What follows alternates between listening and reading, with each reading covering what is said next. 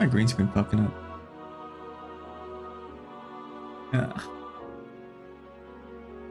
It's like, is it autofocus that's doing that? Might be. It's kind of irritating.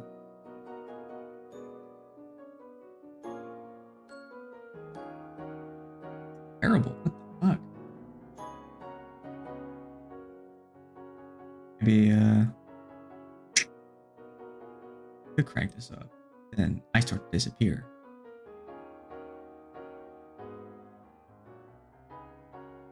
That might be okay.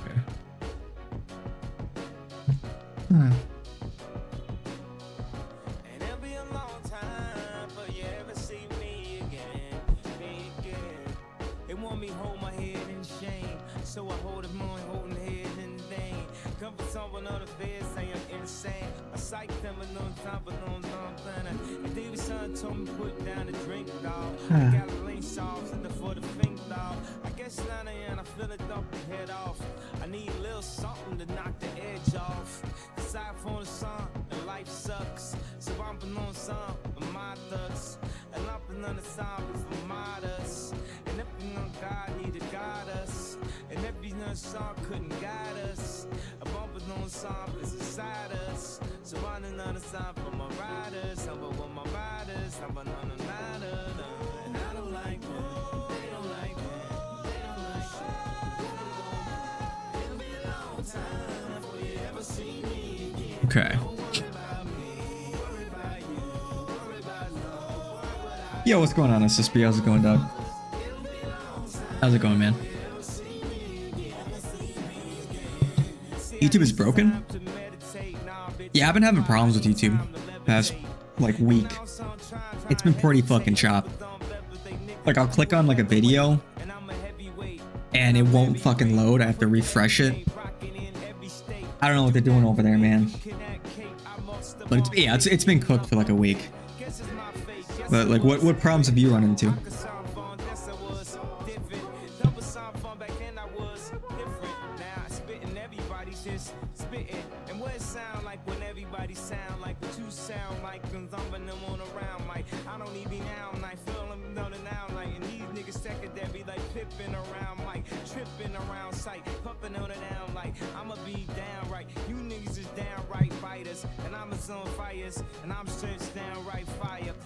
But anyway,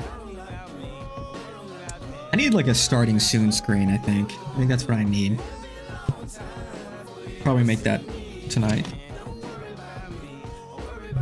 sort of to avoid that like awkward, you know, introduction to the stream. You know, waiting for people to trickle in and all that. But yeah, I wanted to just talk about some of the thoughts I had in my mind, particularly regarding some of the discourse around like these two Olympic athletes in particular. Themselves, the story is not that interesting as far as like the Olympics are concerned. What's more interesting is how these Olympic athletes came to be, you know, and I think it's indicative of something larger, that it's already here, and I think it's only going to become more prevalent. And you know, that is the prevalence of like IVF and, you know, eugenics really putting a lot of pressure on like the mating selection.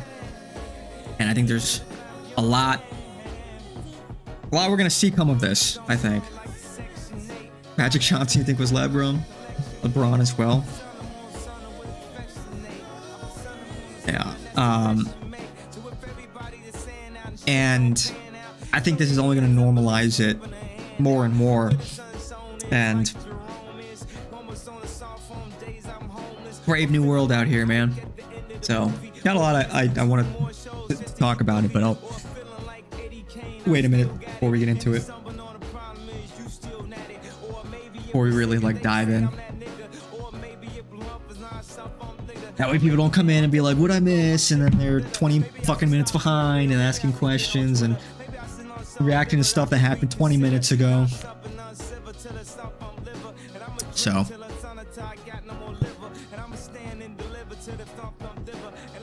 the reason for Magic was his number 32. I don't know anything about Magic Johnson really. 32 backwards is 23 chromosome. I don't know. I mean, doesn't that sound? I don't know. Isn't that like you're looking for patterns everywhere? You know, why not just make it 23 then?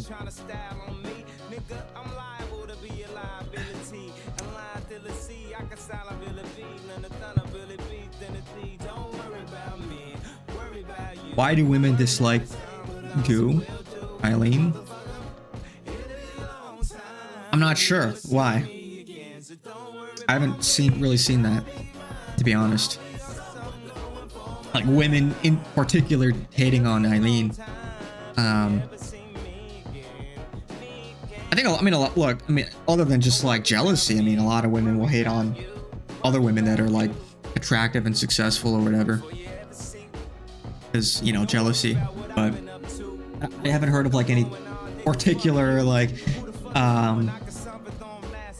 outrage unique to Eileen though.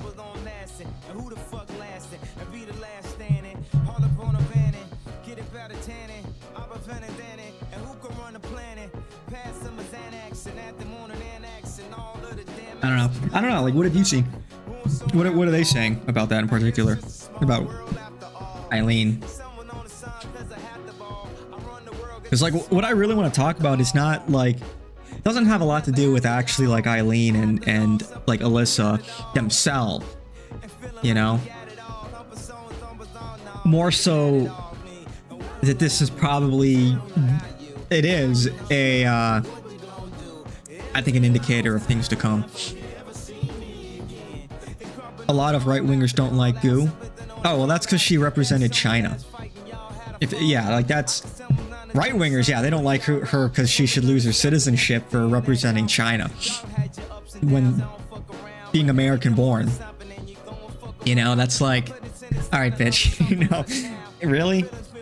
You're gonna represent China? Okay, go live there.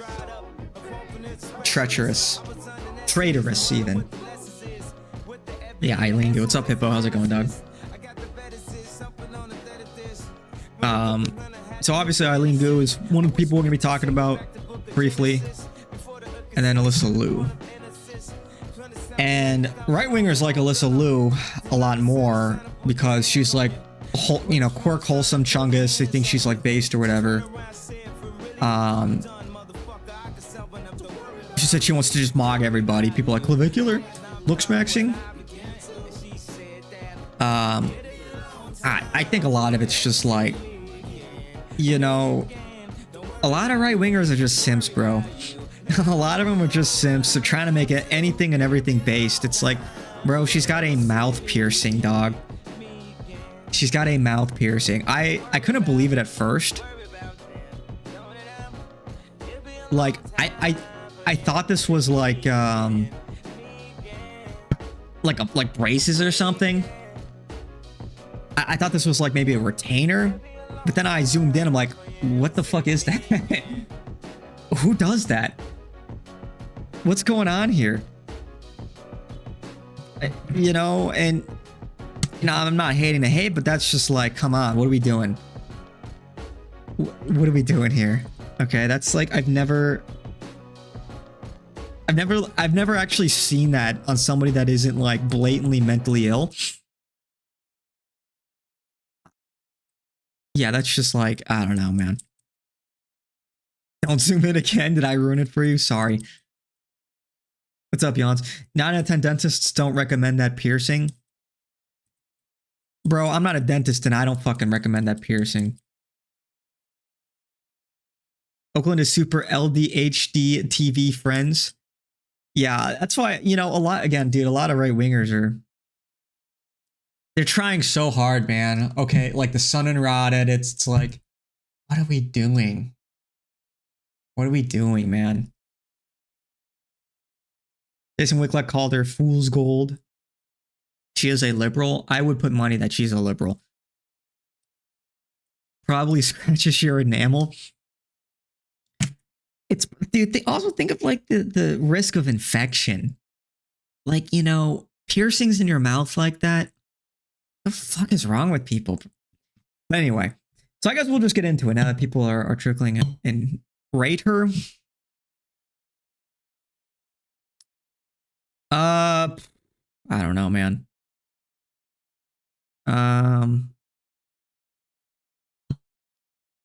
A beautiful mid, I guess. It's the energy that I think people like a lot more than like the actual like bone structure or anything. But mid, I would say. I don't know if I could put a number on it, but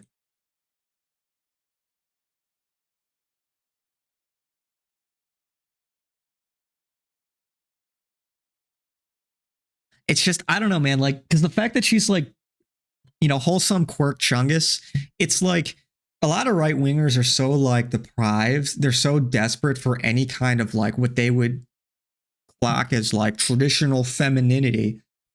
Like they are so, they'll just take any crumb and run with it. You know what I mean? Oh, look, she's like quirky and like wholesome and like kind of feminine, you know, because whatever. She's got her, you know, acting like a, you know, like a quirky girl or whatever. And that's why we hate Eileen Gu, the Chi-Com traitor. I don't know, you know, who, you know, also kind of mid, I guess. Maybe slightly less so. I think she mogs maybe a little harder. But I digress. They're really trying so hard. Can you guys like just fucking lock in for like 2 seconds? Can we go 2 seconds without trying to like, whatever. She's mad. Clav would definitely say subhuman.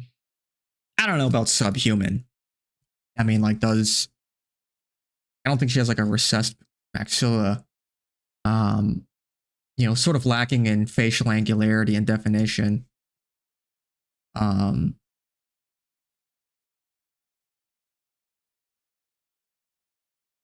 You probably could lean down for more angularity, you know, to get better facial features, but whatever body fat percentage she's at now is likely optimal as, you know, a figure skater. Seeing how she won gold. But whatever, I digress.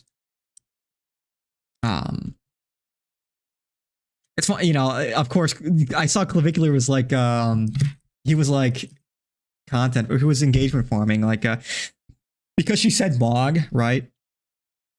Let me see if I can find it. The search feature on X is just dog shit. I feel like my main goal for this competition was to mog, so hopefully. It's why everyone's like, she watches Clavicular. Last year you decided to return at the race. Why you decide to return? I don't know. Skating's really fun, and it really gets my adrenaline up. Dude, and this is just so why? It's so cooked. That's like whatever. How old is she? I think she's what, 21? 20, 21. This look does her better. Yeah. But anyway. Yo, what's up, Smelly? How's it going? So, yeah, we're still sort of in the preamble here. So he's saying, like, you know, maybe they're going to do a collab. That would be kind of crazy. Imagine. That would be content, actually. That would actually be like S tier content if she collabed with Clavicular. I highly doubt that's going to happen, but could you imagine? Talk about cultural impact. Fucking Clavicular slides in her DMs. Whatever. If you can hear us, please. I'm always in favor. When it comes to this kind of shit, I'm in favor of the funniest thing happening, you know? I said this about like Brett Cooper. I know it's not like moral, but dude, how funny would it be? How funny would it be if Clav clapped Brett Cooper's cheeks? Like how like straight up, I know. How could you say that during Lent? I know, but it would be funny, okay? Fucking shoot me. Obviously, it would be a scandal. But think of the content. Think of the content. Ah, yeah. Anyway. Yeah, Eileen Gu. Her father's a scammer. Her father's not someone to trust. But what's interesting is that there is other Asians and other minorities who compete for America in the Olympics, but why choose her? No comment. So she was a test tube baby. Yeah. Well, Alyssa was.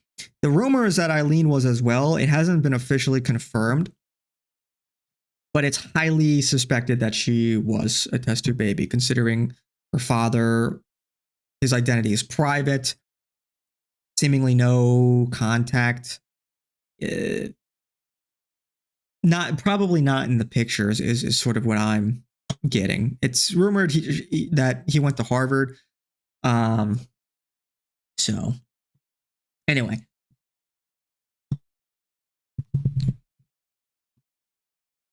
There is pics of Goof father. Okay. You've seen it on Twitter? Let's see. Let's see if we can find it, because I haven't seen it really substantiated anywhere.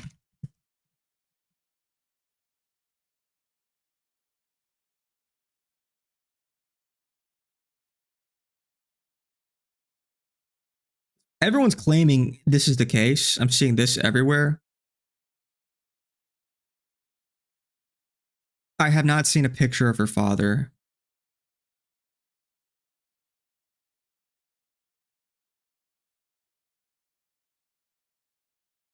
But if you can find that.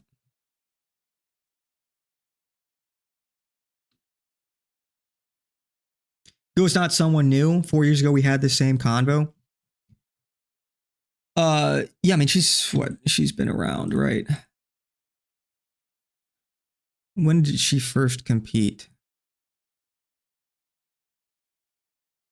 Yeah, here in, I guess, 2021, 2022 Winter Olympics.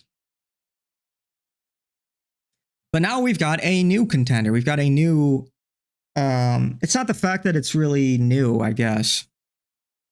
But now it's I think more pressing than ever. Kami then and a Kami now. Yeah, I don't actually think that's, yeah, it's like whatever. Okay, like she's choosing to compete for China. I think she'd lose her citizenship. I actually don't think that's the most compelling part of this. It's not really the topic I wanted to talk about today. You know, Winas is taking over China. He has dark hair, wears glasses, kind of Southern European type. Well, yeah, I mean, if you can find.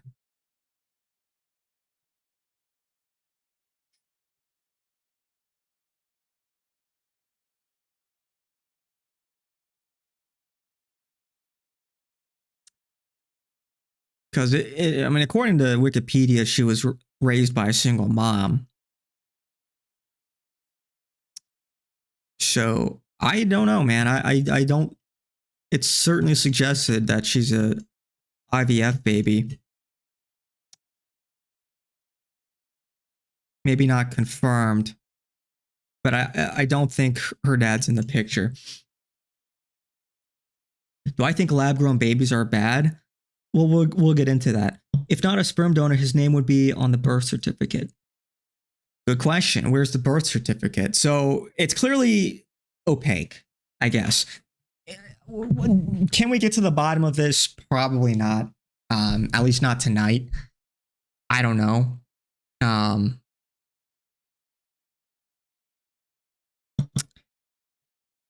Either way, it's certainly suggestive. And single mom, suspect.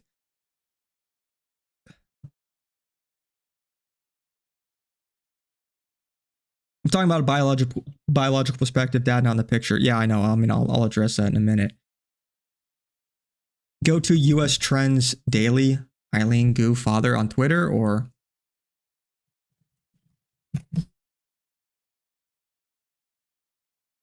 let's check out Yahoo. They have.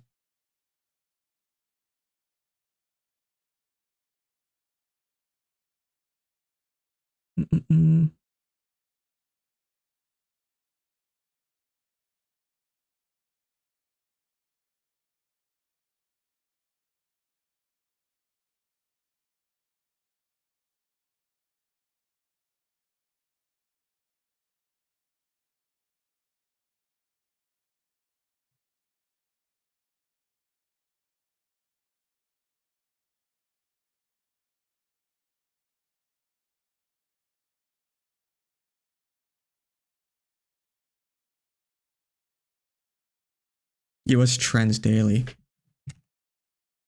USA Trends Daily.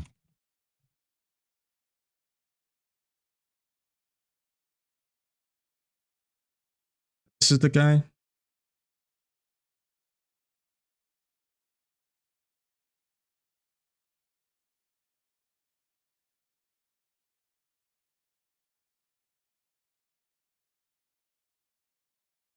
It's also like, why?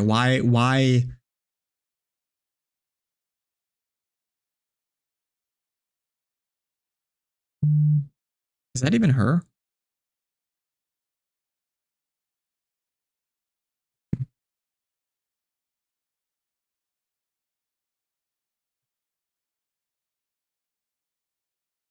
Who is the other girl's mother? Surrogacy. Yeah, I don't know. I don't know. I don't think this is like very credible, to be honest. This isn't even her. That it looks like AI generated, honestly. I don't think this is a credible source. Regardless, let's not get bogged down. All these kids went to Chinese camps in high school. Yeah, I don't think that's a credit. Yeah, I don't think that's a credible source at all. I mean, yeah, like they knew each other. Anyway, let's just go through this. So I was inspired to talk about this because, you know, this is making a big stink. Everybody's talking about these two in some way, shape, or form. People simultaneously have been praising Alyssa for being Quirk Chungus, representing America, and condemning Eileen for being a dirty commie and representing China. Now, if the rumors are true that Eileen Gu is also an IVF baby, I think that I think this is indicative of where things are going. But both of them won, like Eileen won several medals for freestyling, for skiing, in the freestyle category. And Alyssa won her gold medal in the figure skating category. And Eileen, her mother is a Chinese national who supposedly chose IVF with a male American white sperm donor. And Alyssa, the figure skater, did, you know, her father essentially did the same thing, you know, flipped. Did IVF with a surrogate white mother. I think what are some of the takeaways here? Both are cases of, you know, two highly successful Chinese nationals. You know, in the case of Alyssa, he was supposedly a political refugee that fled the CCP. That's the narrative. In the case of Eileen, her mom sort of, you know, did the same thing, immigrated to America. Both settled in the West Coast as part of this Chinese diaspora, and both, when given the opportunity to choose, and that's a big component here, choose, like who the surrogate would be, they both chose European DNA, creating Wasian babies. And so I think we're already in the eugenics phase. And I think what this really indicates is, you know, people who have like wealth and status, for example, and in some cases, maybe even past their own ability to like bear children themselves without medical intervention, are choosing to circumvent the courtship process in having kids. In other words, you don't have to like do the gesture maxing stuff. You don't have to like, you know, find a spouse or even have sex anymore to have a kid. You can just buy one. You can just pay for one and just pay for the genetics. And so it's like that's like sort of like maybe the grand cope. You're successful enough, you have enough money, you can rent a womb, you can buy sperm. And I think that will be like the cope for the hypergamy that we're seeing now. And I think we're going to see more like wealthier, middle, upper class women that are probably going to opt to do this in the future. I think we're going to see more women, these like career women types, past their prime, totally chopped, coping, want to do it all, want to be the boss woman, but also wants to have kids, and I think they're going to opt for this choice. And I think at least initially it'll be more cost prohibitive for men to do the same thing because men don't have wombs. And so I think we're going to see more women doing this than men, at least initially. And so we're sort of seeing this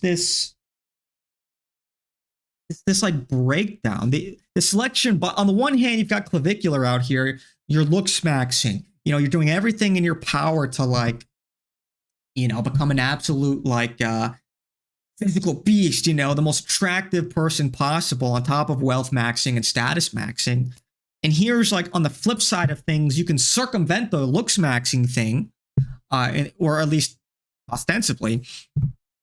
And, despite maybe being like a 5'4" chud, you can still purchase your way into elite genetics, and then you don't have to deal with the baggage of, having a spouse. I think that's how a lot of people are going to look at it, that you can choose this option and just circumvent the dating market and the not the responsibility, but the commitment to like a spouse and dealing with that, and just jumping straight to having a kid. And so I think that this is something that's going to become more ubiquitous as we see these sorts of success stories where you're able to like, 'cause again, previously, like maybe you wouldn't have access to those elite genetics because you couldn't win in the dating pool, right? So maybe you've got everything else, in the case of like both of these people, their Chinese parents were like elite human capital, right? Eileen Gu's mom was like this, what was she? She was studied chemistry and biochem. Got a master's degree and an MBA. So elite human capital on Eileen's part. And then like Alyssa's father was like a lawyer. So they have the intellect and they sort of select for like the appearance. They get the white genes for the athleticism and the aestheticism. And that's sort of what you're getting. And so it's sort of a way to like circumvent your chud status to like select for the best of both worlds. You got the intellect.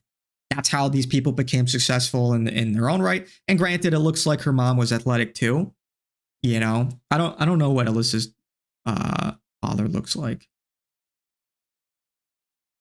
Maybe we can get a picture.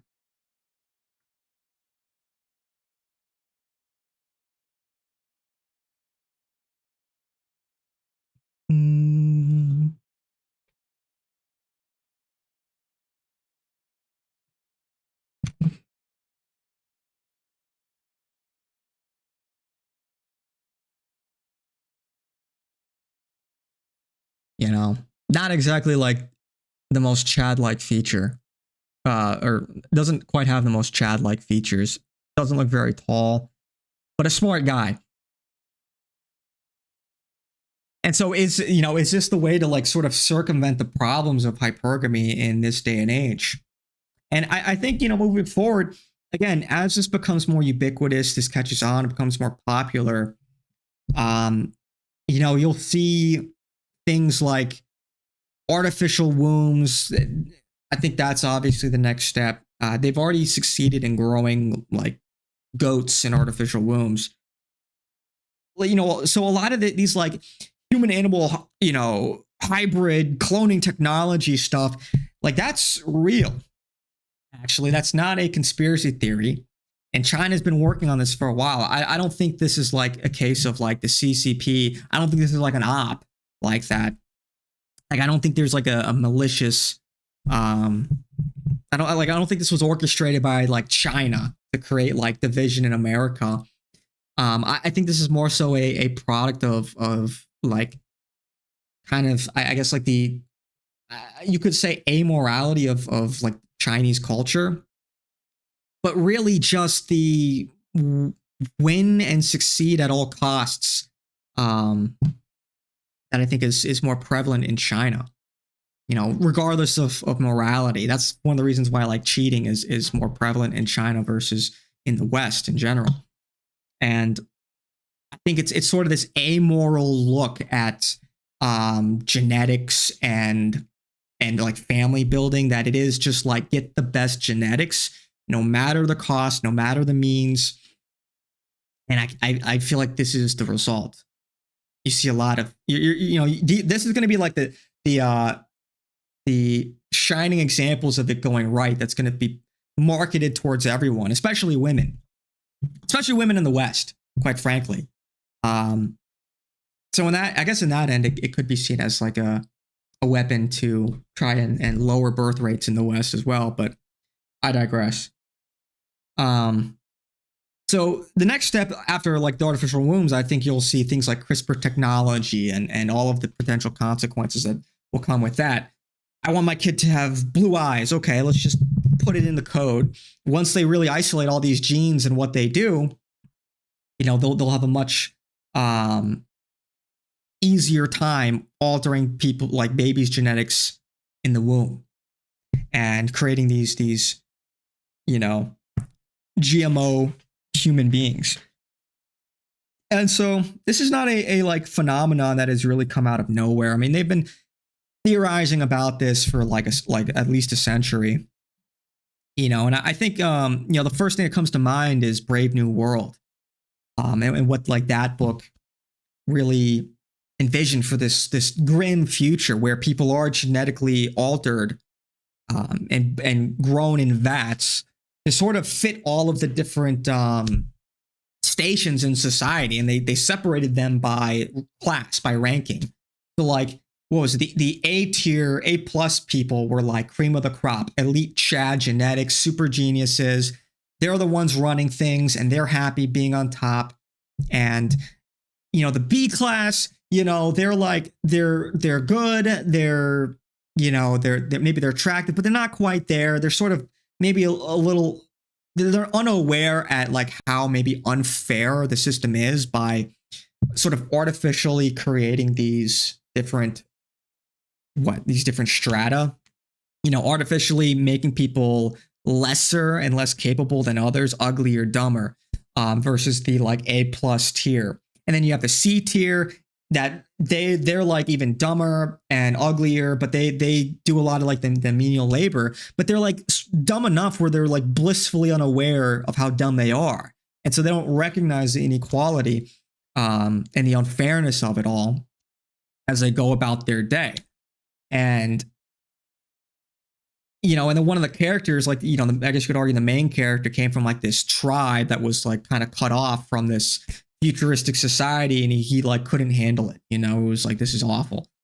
Now, part of the, you know, I remember being in high school and reading this book. It is a high school, not particularly complicated stuff. And, you know, I guess if you were to be like a moral relativist, you would say, well, how can you really judge this society when they operate on a completely different set of rules and principles, a different morality system, you know?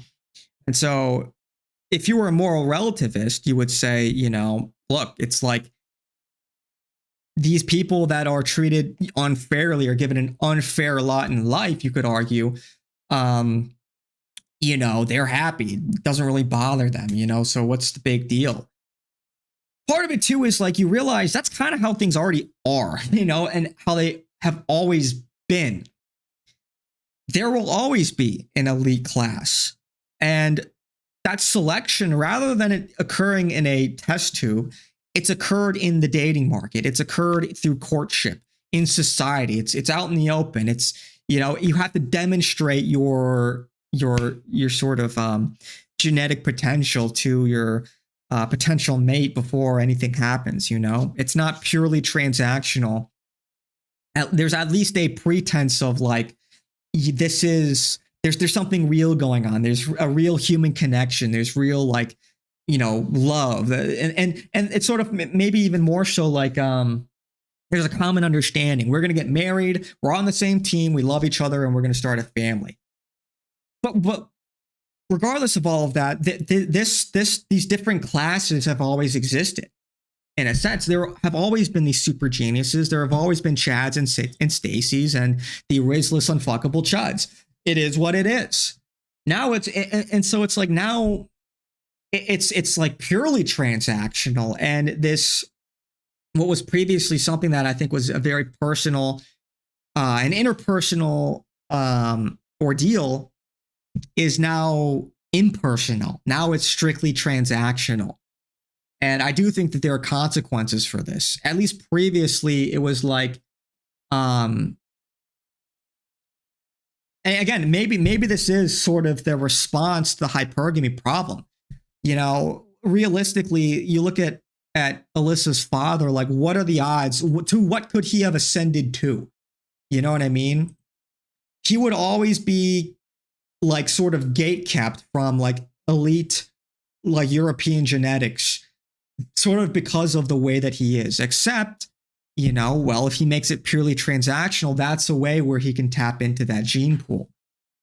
And it's kind of scary when you think about it. It's kind of scary.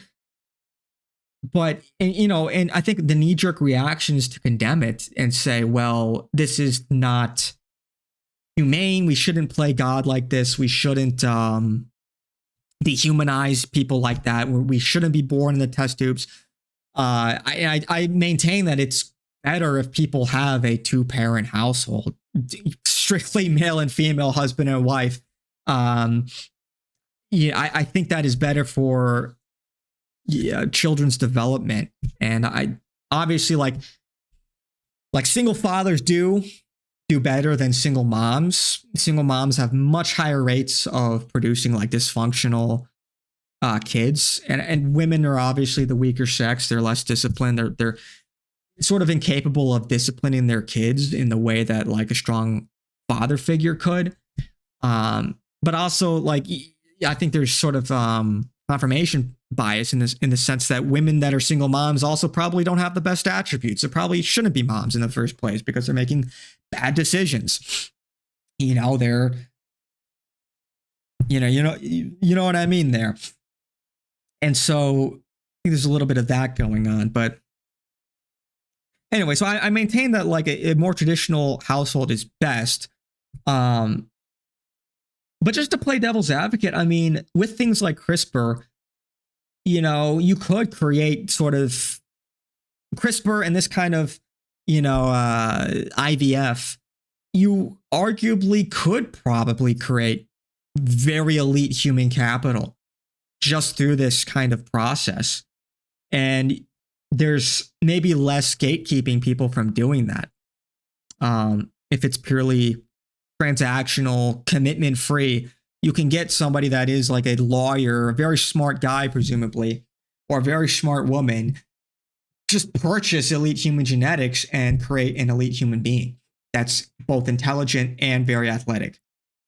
And so it is Brave New World in that sense. Except at this point in time, it's not strictly state sponsored. And I think in many ways, this will further the divide between, I think you could say, the haves and the have-nots. In the same way, like the looks maxers and, you know, the genetic chads will have access to the cream of the crop. I mean, you know, if you have capital, you know, if you have money, then you could circumvent all of that too.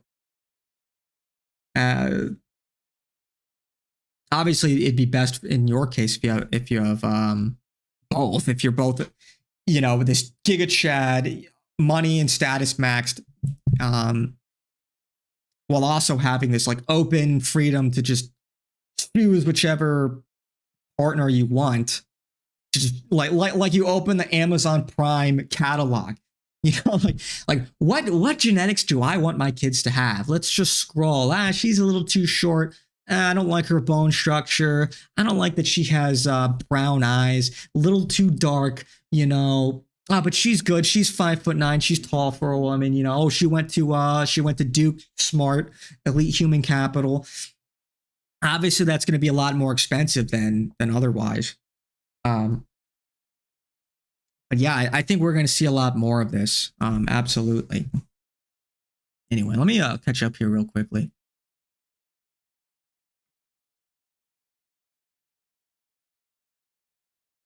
Let me catch up here.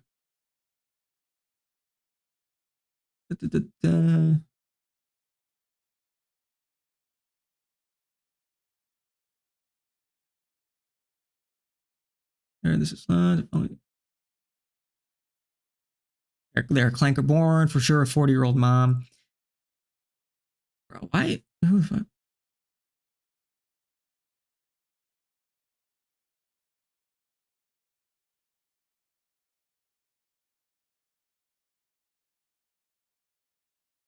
Dude, pick sucks, man. A lot of people spamming. Evil Hoppa versus good Hoppa. There's a billionaire in China who is making 100 babies. Clonade. Yep, artificial womb. We leave these normie women in the dust. Well, again, it's almost like the divide between the sexes is just going to get worse because of this. The elite chads with money and access. They can get the women, but even if just by being wealthy, you can just circumvent having a wife. Circumvent things like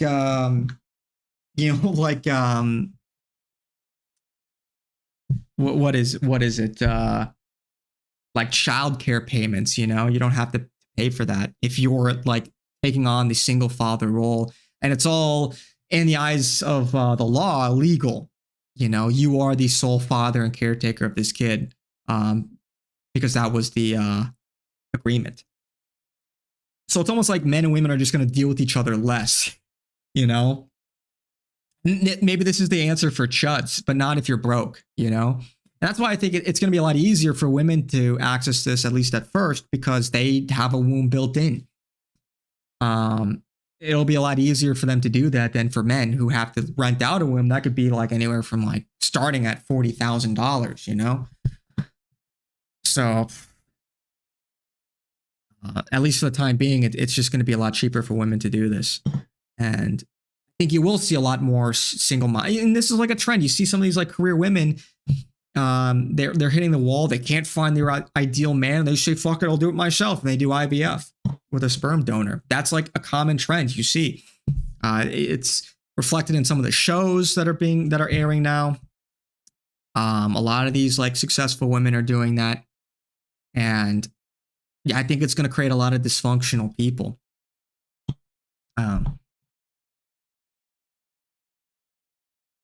Asian women look extra unattractive standing next to Eileen. Yeah, a lot of Asians want those Wasian genetics, With a declining birth rate, this will be more common, possibly government pushed. I don't know if our government's ever going to push it, to be honest. Because this is almost like the flip side of things, The reason why I think it's more nuanced than just like this is bad is because, like the poor, dumb people that pop out babies all the time because they don't understand consequences, and they're like, their lifestyle is supported by the state with like EBT and whatnot. Like they're kind of going to be gatekept from this. Maybe this is almost like a response to that. We need more smart people. We need fewer dumb people per capita. You know what I mean? There are too many people that are a burden on society. We need elite human capital in general. Hey, it's possible. I don't know. I mean, who knows? Like then, if you look way down the line, maybe then, only 5% of the population will be selected for this kind of reproduction, just only the elite human capital. Something's very disordered about that. I don't think that will go well. Gut feeling. I think that's like a very impersonal, not even necessarily immoral, but amoral society. And I think that will, I think that'll be very dysfunctional. I don't think that's how people are meant to like really exist. Because think about it, right? Presumably somebody like Alyssa, who I don't think has much of a connection with her mother, her biological mother. That's like half of her identity that she is just like completely cut off from. And I think there are a lot of consequences for that, because then it's like harder to really, I think, have a society, a cohesive society, if everybody is just sort of living in a bubble. Is sort of unrelated to one another, born from the vat, Clone Trooper 371, meet Clone Trooper 372. It's not going to be like that, because everybody's going to be like a different mixture of sorts. And maybe they'll only have half of their identity. There'll be this big missing gap in their identity. And that is, one of the threats that you have when you race mix. Is a lot of race mix people struggle with identity, and that can make them more dysfunctional. That can make them more prone to pressure, like external pressure, and it ultimately supports a more liberal world, one that would be more accepting of this sort of like open society where everyone and anyone is like accepted and because people who are mixed don't really neatly fit into any individual category. Like if you're half Chinese, half white, you are neither Chinese nor white. So where could you really exist and feel welcomed? I think some societies will welcome you more than others, but like obviously someone who's Wasian like this is going to probably do a lot better in America than in China. But maybe not. Maybe that's I'm wrong on that hypothesis. But I think a lot of people would see somebody like this as like an outsider. I think a lot of women, especially like in China, would probably feel threatened by that, and would reject that.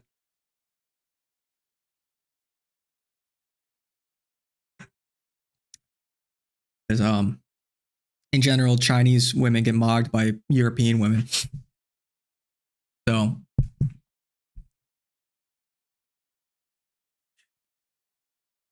high-paying UBI when AI takes over, when then pushing lab babies. Well, they're sort of banking that AI will sort of make up for the loss in GDP, that we don't need, this is a hypothesis, that we don't need a larger population if we have AI really taking up the slack and making up a big portion of our GDP. Then we don't need, that's like the thrust of the argument. Wage nugget. Anti-aging will be big industry in a couple years. Well, if there was an option to max out your kid, would you do it? Robots will do the labor.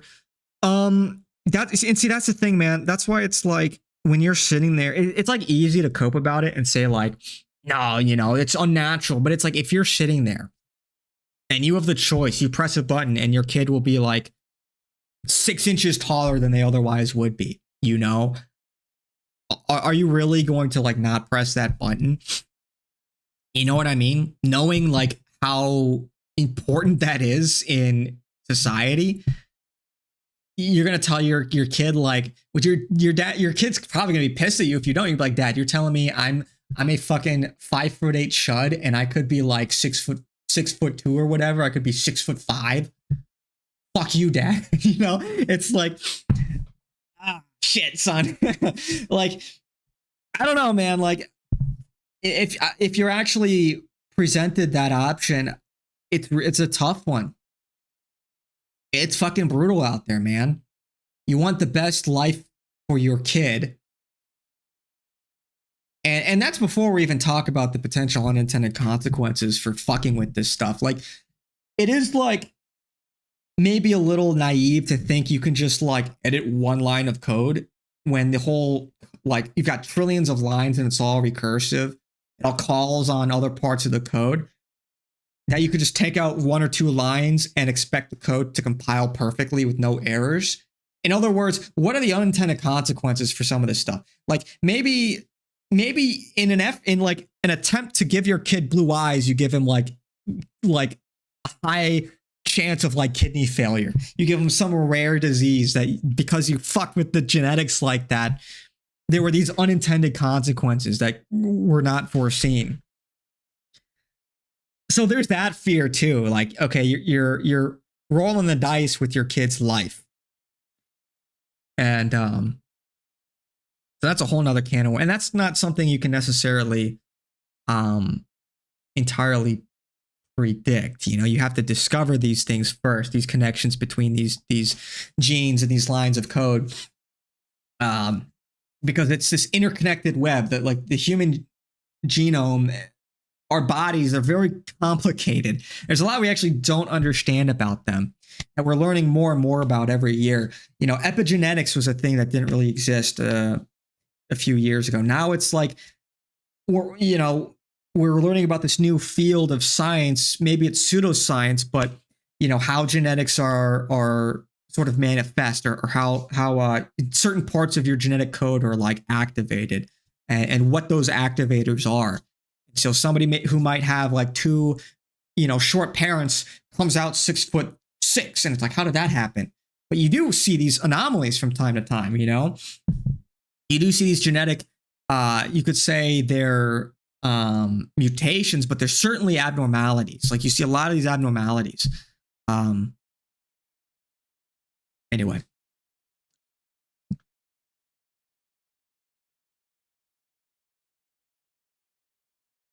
Aesthetics will matter more in the future when robots take over.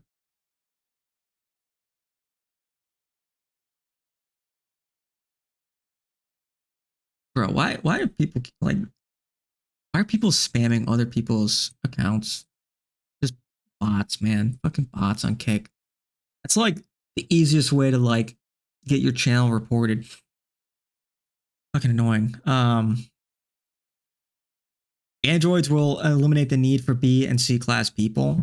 Where do you fall in? That's the question. It's like, everybody's gangster until they find out that they're a C class person, everybody's in favor of it until they're like, wait, shit, that I'm not on the boat. What do you mean?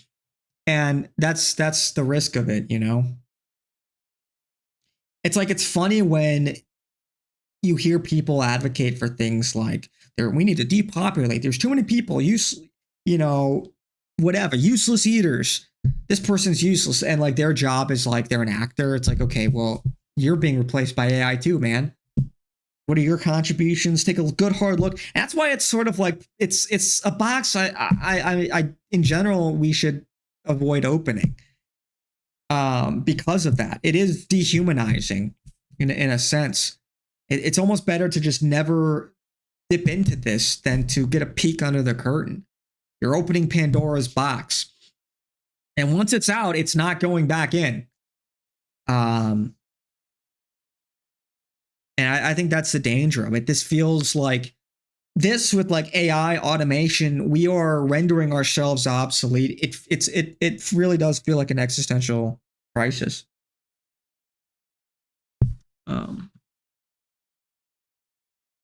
Ethics will matter more in the future when robots take over being class. Now, those test tube babies who are expected to be perfect going to be crash out drug addicts and alcoholics in the future. That could be cope. It's either that or they're going to be fucking Olympic gold medalists. And don't get me wrong, their upbringing matters too. I mean, they definitely had like, tiger parents, helicopter parents that, like Alyssa Liu and Eileen Gu both knew each other. They were in this space of like, hyper athleticism from a young age. So they were like groomed, or maybe groomed as they were sort of developed or parented into being these like singularly focused people that would excel in one area, in one thing, and that's what they're gonna do. But they're also very intelligent. Like Eileen Gu goes to Stanford. I think it helps that I think she was an Olympian beforehand. I don't know when she went to Stanford. Yeah, so if she's 22 now, she's got to be what, in her senior year? So rewind 5 years ago, she would have been what, 17? So this would have been enough to get her into Stanford. This right here. But she also ostensibly has a very smart mom. And I imagine her, it's rumored her father went to Harvard. But I digress. They existed in this milieu. I think had modifications done to him, given HGH as a kid was a clue. Yeah, no, well, yeah, I mean, I heard about him getting HGH, so he could be, like, he was going to be like a like 5 foot, like 1 or 2 or something. So they gave him HGH. He's like 5'8" now. So, do you think, Mello, do you think both these girls want lab babies? I don't think so. Who boyfriend is average looking? How long is that going to last? It's not even so much that they want lab babies. Here's the thing. If you're like an attractive woman, in many ways, you're going to have access to like elite male genetics. So you don't really need to have lab babies. Lab babies is for like those that don't, that maybe they have good genetics, but circumstance sort of makes it a necessity if they want to have kids. Like these 40-year-old career women that like have 1 egg left. They want a kid. So they've got no options. Eileen Gu has options. So.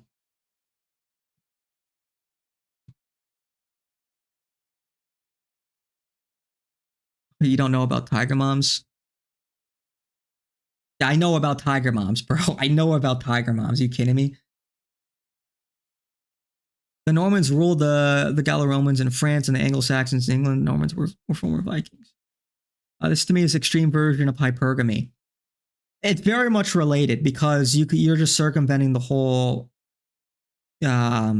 courtship process to begin with. So, and again, you can have access to like elite genetics without you yourself having elite genetics, as long as you have the money, So maybe you have like 1 or 2 things you're elite in that allowed you to get that money, or maybe you saved up your entire life. But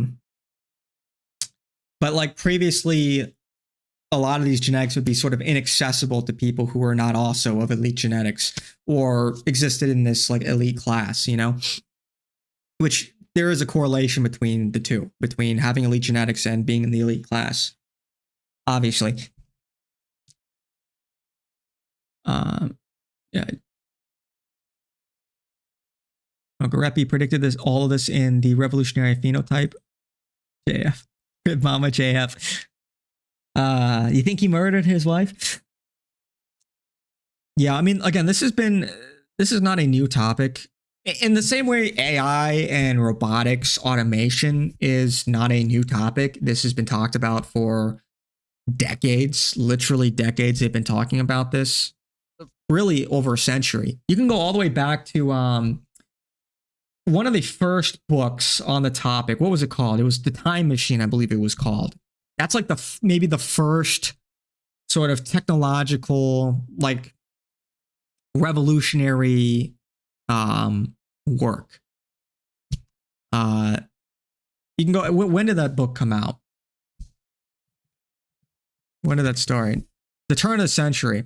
Yeah, it was H.G. Wells. That was like a big precursor to like a lot of these ideas.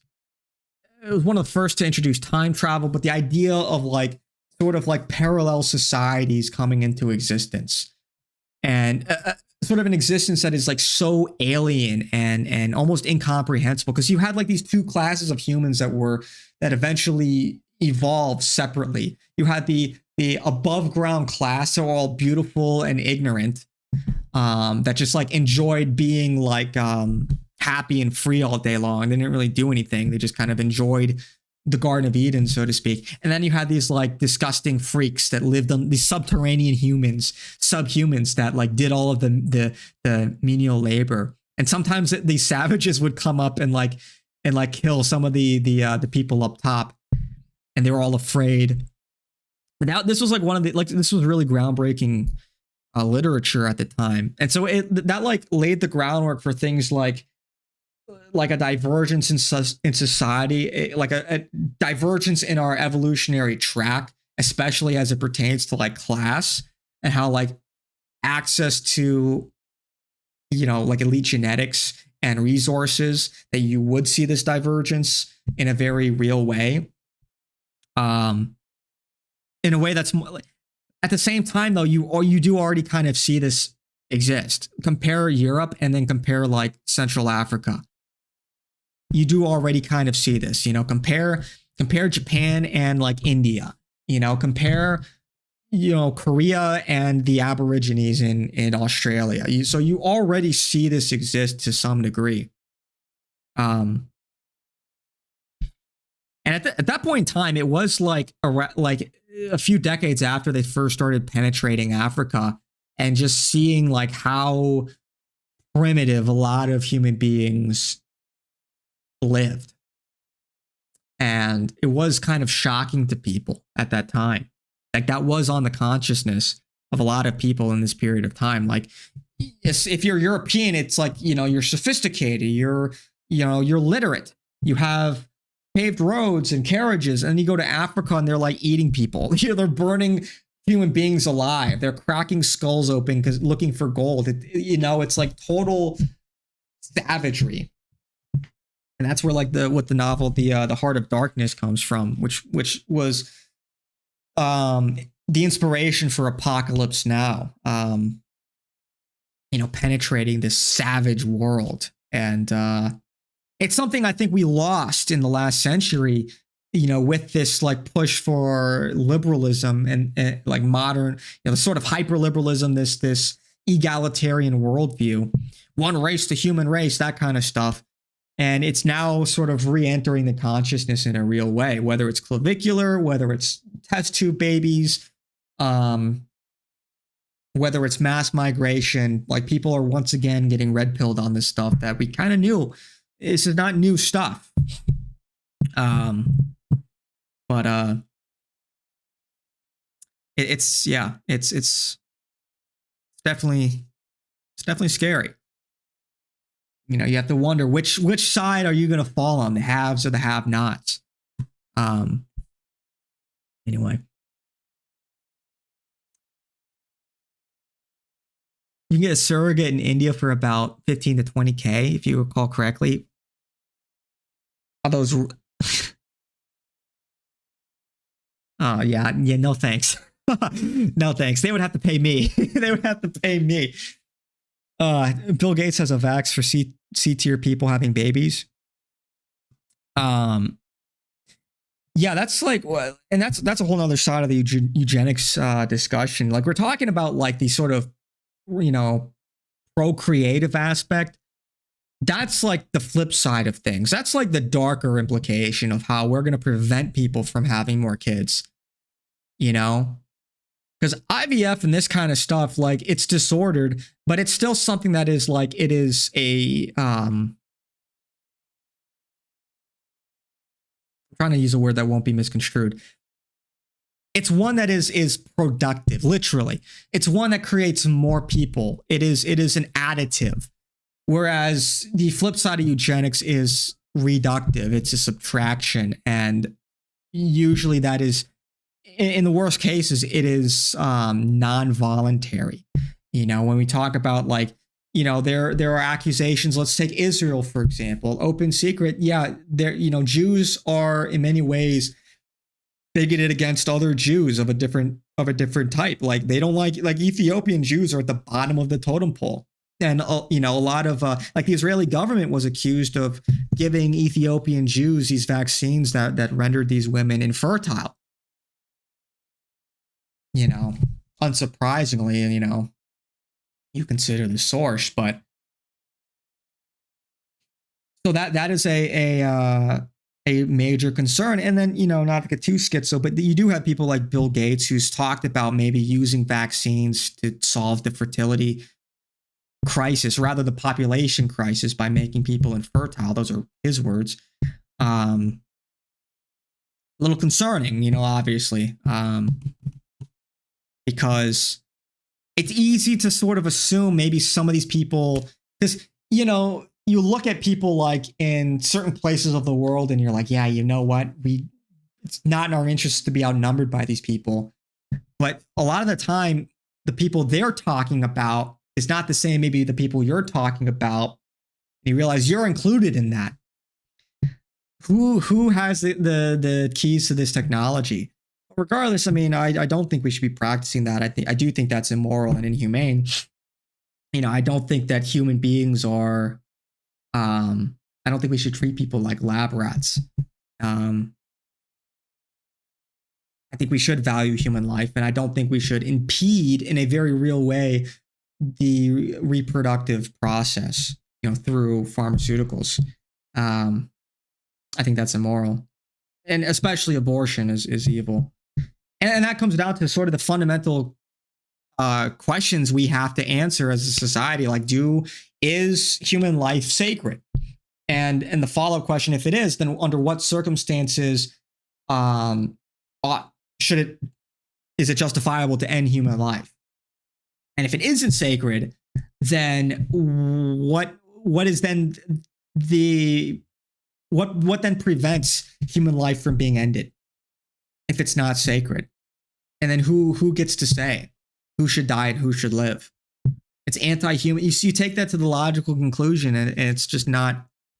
At some point, you can try to rationalize all of this away. At some point, you just have to say, no, we're not going to do that because human life is sacred. We're not going to cross that Rubicon. That's evil. And if people keep asking why, I mean, ultimately, it's because God said so, But it is something you have to ask yourself, like, what kind of society do you want to live in? Do we want to live in a society where we're just like killing unborn babies and or killing people we no longer find useful? Because I just love how people always assume that they fall into one category or the other. Like, everybody assumes that they won't be on the receiving end. And that's just like so naive. And yeah.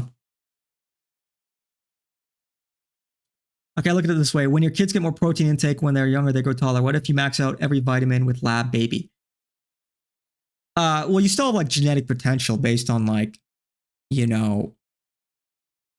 what do they call it? These like your DNA, it's a blueprint for like how big you're gonna grow. It's not simply a matter of how many vitamins you have. Like, a lot of it is genetic. It's actually mostly genetic. You can try to like hypercharge that with like giving your kid HGH, but like that, what would the equivalent be? It would be like this. Let me try to come up with an analogy. It's like having a graphics card, and your graphics card, you can pump up the wattage, but it's just like not designed to like push it's not as powerful, let's say, as like a newer generation that can do more with the same wattage. It's just like, it is your genetic code ultimately, and you want to max that out, but there is a maximum, so to speak. And I think it's, once you sort of reach that maximum, it becomes very difficult to exceed that. There's ideas behind like Wolf's Law for like growing taller or like developing like bone mass and whatnot. But that's like way harder than your body's just natural response to like an introduction of human growth hormone. So it's like, you're putting in like a supercharged V8 engine in like a 150-year-old car. It's like, okay, your car's gonna go faster, but like it's not really designed for that. Or like, not a perfect analogy, but now instead of like it would take, in other words, it would take like a lot more effort to like gain another like inch of height if it's not something your body wants to do naturally with the resources you're giving it. You would have to like sort of induce that through like, constant trauma to like your bones, like creating microfractures so that they regrow and like being in a state of like tension. That's like the theory behind growing taller. Is that you would just like do a lot of high impact activity and then like, try to keep your limbs in like a state of tension, so that as they repair themselves, they sort of repair, they elongate at the same time. Stanford has the most Olympic athletes of any university in the USA. She was trained, but she was not perfect and lost some events. She lost to some young girl from Canada who looks way more average. I mean, yeah, nobody's perfect. I mean, at the highest level of competition, you're not going to win everything. I mean, come on now. There was a father who had NBA sons and said he purposely chose a tall woman to get NBA kids, LeVar Ball. Well, and that's just it. Like, so people already do this, right? It's just part of the select, like how you select a mate. Like, you're going to want somebody with good genetics. You know, it's one of the reasons why women went tall guys. They want their kids to be tall, and you know they want to feel protected. So this is not a new thing.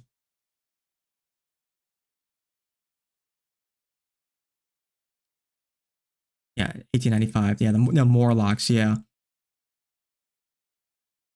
With a surrogate, you can use an egg with any woman. The surrogate's ethnicity would not be expressed on the child. I don't think it's that simple, honestly. I think, you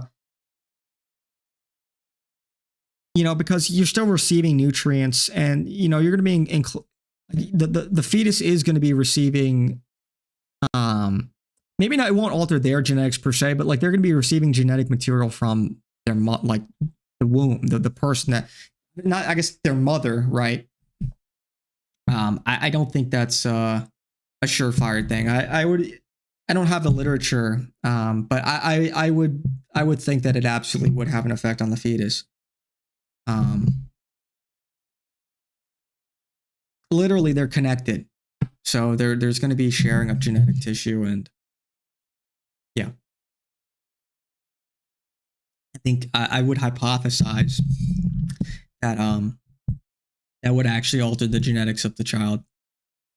Maybe not in as big of a way, but I would believe that it would do that. Like, I would think that some of the material would pass like the blood-brain barrier of the fetus and have an impact on their development. So I don't think it's a one and done like that. If you really want your baby coming from a poo person, yeah, that too. Like, also, I mean, like, look, you're gonna have your child come from like a disease-ridden, unhygienic, like malnourished country. I don't know about that, you know? So, like, if you can afford the, like, it just defeats the whole purpose, man. Like, again, the genetics are the blueprint, but you still have to build the ship. You know, you can have the perfect blueprint, but if it's built by a bunch of fucking monkeys, that's not a racial slur, by the way. Literally, if you try to build a ship with monkeys, it's going to fucking sink. They're going to just like hammer nails into random 2x4s. It's just not going to work out. So it defeats the whole purpose if you're going to have like a surrogate in a place that's like not. Yeah, I think I made my point. Genetics is funny though. You're not guaranteed to inherit the father and mother's looks, athleticism, or IQ. Imagine you sign for a lab baby and it turns out wrong. Yeah, nothing's a guarantee, but it's like, look, the apple doesn't fall far from the tree. I mean, come on now. 990 times out of 1,000, like the kids are going to come out similar to the parents. There are outliers. There are recessive genes that can, you know, that are otherwise hidden that can manifest themselves in a child. But otherwise, it's like most of the time, your kid's going to look like the parents. So. And its maid system will respond in 24 hours, even for depression. Euthanasia is a thing in Canada. Yeah, again, it's like you either value human life or you don't. Just because we should, or just because we could, doesn't mean we should. Yeah, medical assistance in dying. Yeah, you can enter the pod. Yet they're bringing in infinity fucking Indians into Canada. White people enter the pod, but you'll be replaced by an Indian in no time. It's fucking disgusting. We need to find Cro-Magnon DNA. They had 20% larger brains and were twice as strong as modern humans. Okay. Were they not retarded, though? They were Cro-Magnon. There's a reason why they lost. He's not a monkey. But we already found a missing link. What are you talking about, though? We've had it for years. It's Marjorie Taylor Greene. off topic, but thoughts on the Mexico situation. I mean, like, any particular question, like anything more to go off of there? Just, it's a bad situation. That's what happens when you have a narco state, a criminal narco state. You know, it's a complete non sequitur. Do you think it will continue? I mean, I don't know how long it'll last. I don't think it'll last forever. I think one of the reasons why is, you know, there's a lot of corruption in the government. You know, Claudia Sheinbaum, like, what, the day after the attacks, I mean, she came out and said, like, you know, we're sort of hesitant to respond because, you know, we're worried about human rights. Human rights? Whose human rights? The cartels? I guess there's two ways to look at that. Either that's the case, she really believes that, and she's concerned about the human rights of, like, the cartels that are killing people. Okay, that doesn't, you know, I wouldn't necessarily put it past her. The other way to read into that is they can't, that they're severely limited because the cartels, they're attacking all the logistics. They're like digging ditches in the roads. They're blowing up fucking gasoline gas stations. They're hijacking oil from oil line. They're stealing like $20 billion a year in oil. They're just tapping into these oil pipelines and just stealing it. So they've like a $20 billion per year war chest just from stealing oil. What can the Mexican government really do against that, even before you consider the amount of corruption that there is in the government itself? So as far as I'm concerned, Mexico is a failed state for the most part. And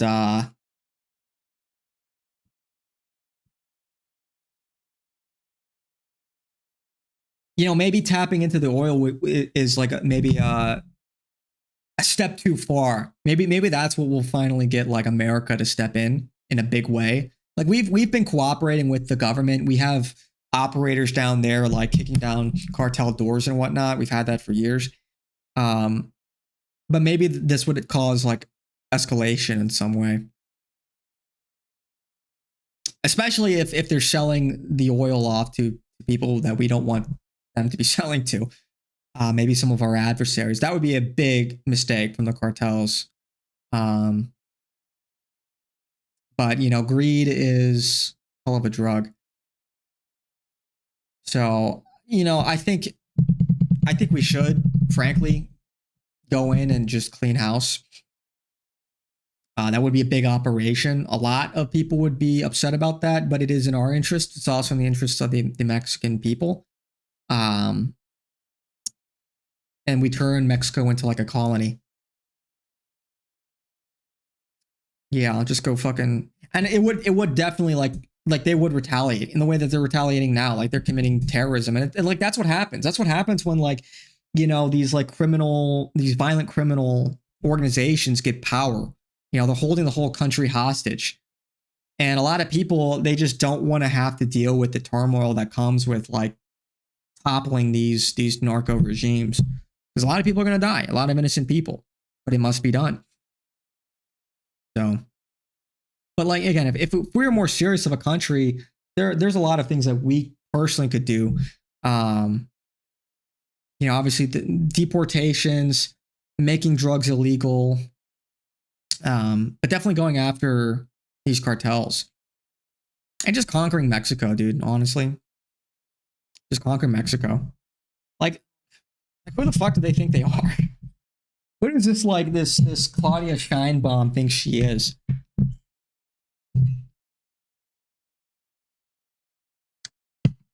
So anyway, being a tourist must be scary. Think about how awesome Mexico would be if it wasn't run by like these violent cartels.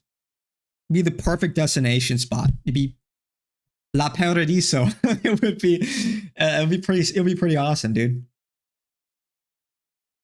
I had a lip friend say the Mexico situation is like Jan 6th. That's kind of retarded, but whatever. Say someone gets knocked off again and well, another thing, they They had like what 28,000 murders in Mexico last year. 28,000. That's fucking insane. That's like more than the war on, like how many we lost in the war on terror in 1 year. Like what 7,000, I think, slightly less than 6,700 or something that we lost. 28,000 to murders, okay. And then year over year, they said there's a 30% decrease, but there's also been a 16% increase in like missing persons. So it sounds like they're fudging the numbers a little bit. The whole thing is very suspect, and yeah, I think there's just too much corruption, man. We need to liberate Mexico so we can open up new tourist destination spots, and we could take their oil too, of course. Say someone gets knocked off and they take action, but on U.S. soil, what happens then? These guys aren't afraid to go to jail or die. Yeah, well, we just kill them. Like, that's the thing. It's like they are afraid. Of course, they're afraid. They want you to think they're not afraid, but they're human beings. That's the thing. It's like, you know, they're in this criminal underring. It's not even like, at least you could say with like the Taliban, they were like, you know, religious zealots. They believed they were gonna go and get their 72 virgins or whatever. Here it's like they're in it for like the clout and money, and is that really something that you're willing to die for? I mean, a lot of them are crazy, but like we're really going to be held hostage by a bunch of like criminals? No, we're going to fucking kill them. You know, we're going to drop bombs on them and root out the corruption, find people on this side of the border that are affiliated with cartels, go after it. Like that's, and you just kill them. Like literally you just kill them. They start shooting back. We fucking escalate. Who's going to win this war exactly? You know, do they think they have more bombs than the United States military? Who has the greater, you know, who has the greater force potential, violence potential? You know, these cartels, they're well armed. They've got helicopters, they've got military hardware. But we have fucking like B-2 bombers, squadrons of F-22s, cruise missiles, nuclear bombs, bunker busters, you know, facial recognition software. Who's going to win that battle? You know what I mean? If it really comes to it. So they're going to project force. They're going to threaten in the hopes that people back off. But if push came to shove, like, yeah, a lot of them would sell each other out, and the institutions, or these cartel institutions, could crumble from within. So just need a little more pressure, a little more force. So this incident alone has over 70 dead. Free Mexican soda if we take Mexico. True. Eileen James, another right-wing dumbass. Good one, good one. What did my take on Mexico piss you off? I heard that there was a laptop the US was after, and that's what sparked this whole Mexico thing. Now, the Mexico thing, is like, maybe there's more to this than this. But, you know, the cartel boss's girlfriend was the weak link. And that's how they found him. They'll crumble, but just form a new cartel. Yeah, I mean, power vacuums. But you just have to keep going after them. It's like the war on crime never stops. You don't stop dealing with crime just because there'll be more crime in the future. It's never ending. You know, it's like, it's naive. You know, if another one comes up, you just crush that one too. So.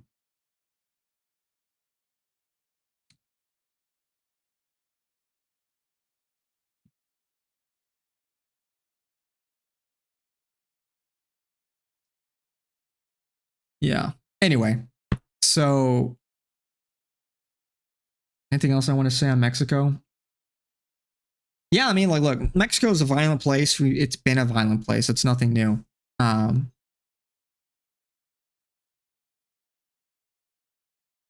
always been a violent place to some degree. I mean, look, you know,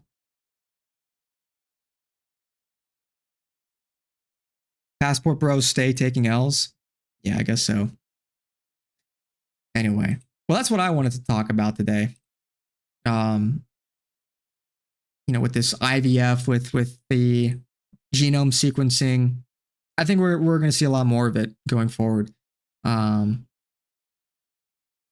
I don't know, man. Like, it's definitely cause for concern. Again, I don't know. I really feel, not to be dramatic, but it does feel kind of like we're kind of nearing, I don't want to say the end, but it's if things go on this trajectory, assuming we don't plateau beforehand, it does feel like this is just kind of the end of the human race as we know it. Maybe it's not all dark. Maybe we sort of transcend and become more than human or whatever. At least that's the optimistic way to look at it. But I don't know how we dig ourselves out of this hole. Human beings are being replaced by AI and robotics and automation. It's like, what do people have to offer that isn't provided by machines in this day and age, in our economy, in our society? Like, this is not the first time, in history where a new revolutionary technology came out that like changed industries, changed markets, and displaced people from those industries. It's not the first time it's happened, but it does feel like this is the first time we've ever seen where human beings are just not even part of the equation. Before, it was like, okay, you learn a new skill, you learn a new trade, you learn how to use the new tools, but now it's like, you've got like AI iterating on itself, in a much quicker and more effective pace than like a human being ever could. So I don't know. It's always the girlfriend that takes these guys down. There's a lesson in that. You didn't realize you were 20 minutes behind? Oh, yeah. That too, Smelly. Wasian nuggies, yeah. Anyway. So, yeah, it's, this is something that's just silently been going on, and there has been, at least in my opinion, no compelling solution to just this general. You could just put it all under the like roof of like transhumanism, the AI, the robotics, the like gene editing software and stuff. We're like optimizing out the human condition, the human experience, and I won't say it's all bad. I think there are some interesting things that could come from this, but I think everybody can see how this can very well be bad. Obviously, it's very hard to imagine a society that would put up with people who are like a large population that's just not useful. Like, a lot of these people, you talk about the elites, the people who have access to these levers, they don't really care about you. So if push came to shove, why would they feed you? Why would they feed anybody if they serve no purpose? You can say about the underclass that they've been sort of creating, the useless eaters or whatever you want to call them, they still serve a purpose for them when it comes to like creating this dependent class in a democracy that will vote for the party that gives them stuff that their existence depends on. But once that like pretense is removed, like once that requirement is gone, it's like, why wouldn't they just like forcibly depopulate people? I know that's like all very like like it sounds very histrionic, it sounds very like dramatic, but I don't think it's that far-fetched at all. And you got to think about these things when you're talking about what society is going to look like and how we want to build society in the future. because we have to live in it. Whatever we come up with, we have to live with it. So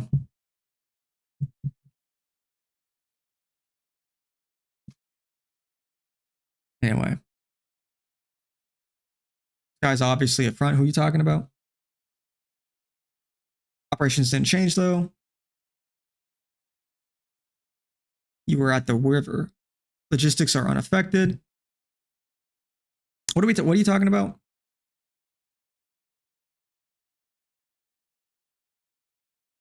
The price of avocados controlled by the cartels has dropped. You're talking about the Mexican military operations? Is that what you're talking about? Because they have, because a lot of their like they're dealing with a lot of these like straight up terrorist attacks that are popping up, ambushes.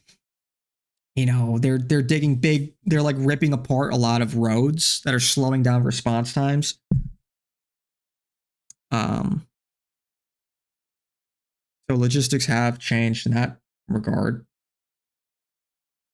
Oh, the flow of drugs didn't change with the hit. Well, actually, drug prices are way down. They've dropped like 80% in the last 2 years, I think, 3 years. So like the last hit, I mean, you know, there's going to be this period, this like, what would you call it? Like a refractory period, or, you know, there's going to be a delay in how it affects prices of things. But no, drug prices have been going down. And that's why the cartels have been shifting towards other things. You know, they say what you will, they're very adaptable. You know, like during COVID, they switched heavily into human trafficking.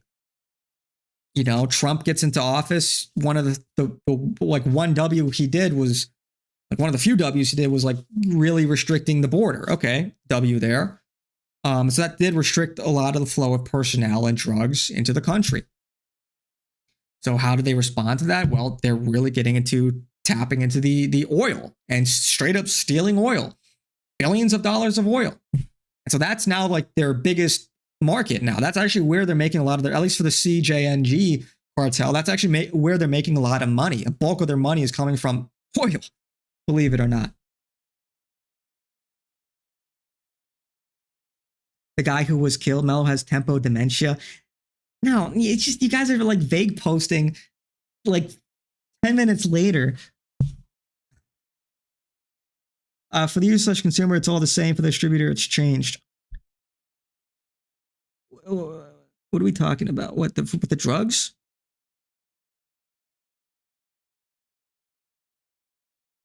I'm not quite sure what you're getting at.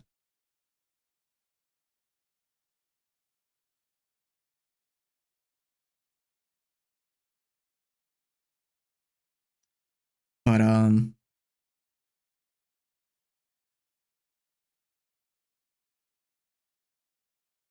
anyway, what the fuck?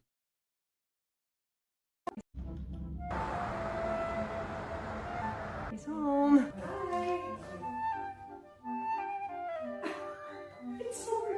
It's just swollen. Got a little filler. Oh my god. I just wanted to try it to make my face more symmetrical. Symmetrical? You look like Ron Perlman. I'm gonna look snatched.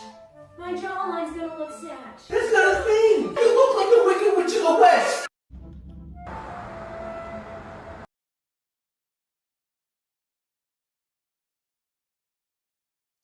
Anyway.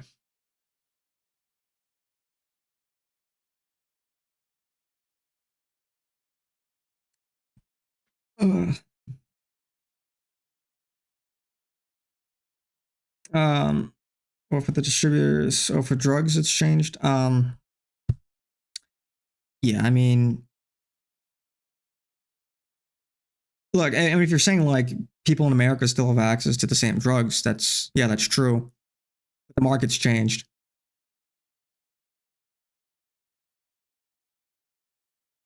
The hell?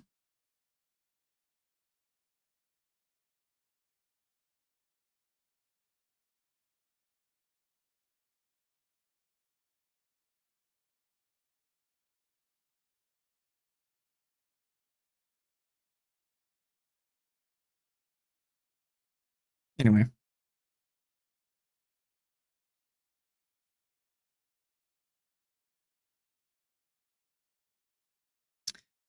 Anyway, well, that's all. That's what I wanted to talk about today. That's what I wanted to talk about today.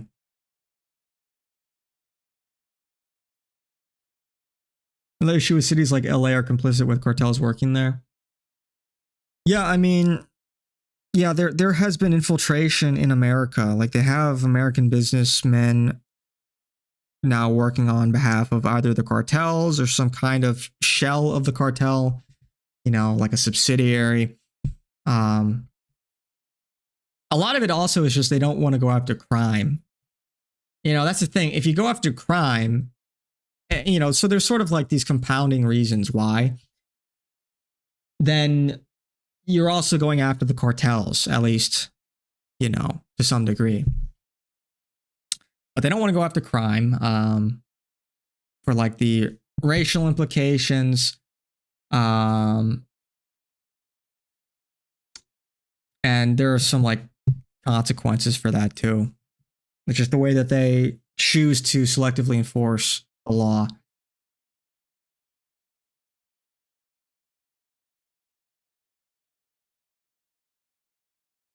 So like literally if they just enforce the law, a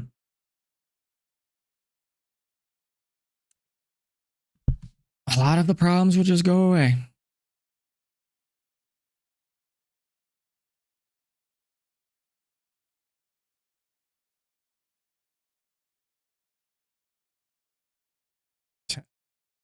Dude, we're just getting like slop today, aren't we?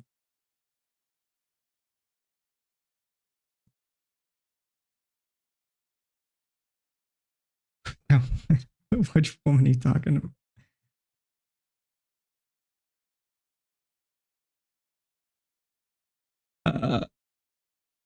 What about that crazy Candace show? Which one? Which one? Like, which crazy Candace? They're all fucking crazy. Which Candace show are you talking about? Which one? You guys are so vague. Just specific. Be specific. When I'm fucking scrolling through Twitter and somebody says, "Hey, who's that?" I don't know who the fuck you're talking about. That was like a minute ago. Who's that guy? Who? I scrolled through like 20 different posts. Everyone's like, who's that woman? Which woman? We scrolled through like 20 different fucking... Are you talking about this woman? Are you talking about this woman? One from 5 minutes ago? You guys are driving me fucking nuts. Spiking my cortisol. What did I think of the Trump speech yesterday? The speech itself was like, okay, it had some good moments, but remember, it doesn't change anything. It doesn't mean anything. It's a speech, you know? It's not anything real. It's not, you know what I mean? He didn't pass any major, like he didn't do any big executive order or anything. This wasn't a milestone. Nothing was actually done with the speech. But other than that, like it was fine. You know, had some good moments. You know, it was kind of funny how, you know, he did kind of call out the Democrats quite a bit for like not standing for like Irina Zarutska, or for like, you know, I like how he like mocked Ilhan Omar, that like nasty, ugly bitch. Like Somalia. Like seriously, we're gonna virtue signal over Somalians. Disgusting. Disgusting. So that was kind of funny, but other than that, it's like, you know, whatever. Back to your regularly scheduled programming.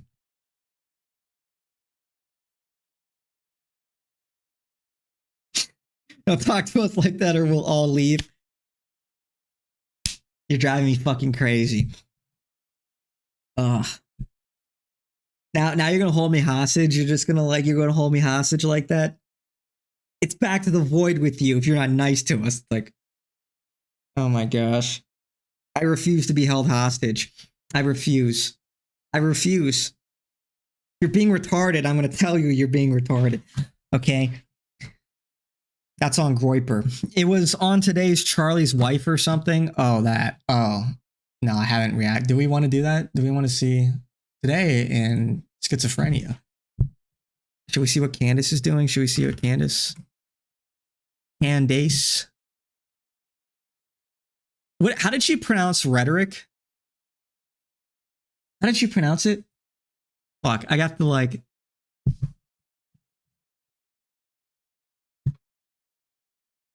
I really don't remember it. And then suddenly towards the end of Obama, we started hearing all of this rhetoric drummed up. It became white versus black. I take all damage, over again. dude. They didn't like that. I literally, every time she says some dumb shit like that, you can, I take mental damage. It's like psychic damage. You can almost hear the hit marker. That rhetoric. They didn't like the idea of a liberal or a progressive plantation. And they killed me, and a guy wrote a whole article about it saying that this rhetoric is racist. In the highest point of ridiculousness, they accused me and my rhetoric of inspiring a mosque shooting in New Zealand. Bro, that it's, People are getting tired of this rhetoric. It's no scoping my brain every time she says something retarded. It hurts. Ilhan Omar is a disgrace. Yeah. Yeah, we'll watch your type beat. That's fucked up. That's fucked up that you would say that. It's fucked up that you would say that to me. Probably says it like that because her husband is British. I don't even think that's like a British pronunciation. Rhetoric. I don't think that's British. Rhetoric. A Wrinkle in Time. A Wrinkle in Time. Like they're time travelers.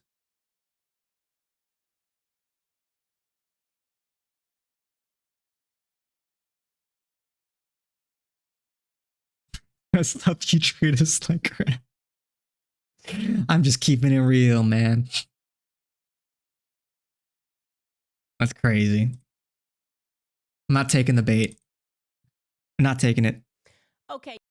Like you own us. I'm not taking the bait, Smelly. I'm not doing it. Nice try. Okay, you guys, there is a very strange thing happening right now where a young woman with absolutely zero professional qualifications has been inserted at the top of a charity organization that pulled in over $250 million last year. And the media I just can't do this, man. I'm gonna level with you. Who fucking cares?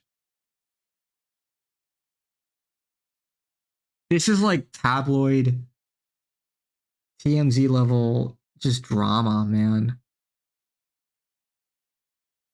You know, it's like we're on the brink with war with Iran. The GOP is falling apart. There's all kinds of turmoil in this country. Mexico is on fire. That's more interesting than fucking Charlie Kirk's wife.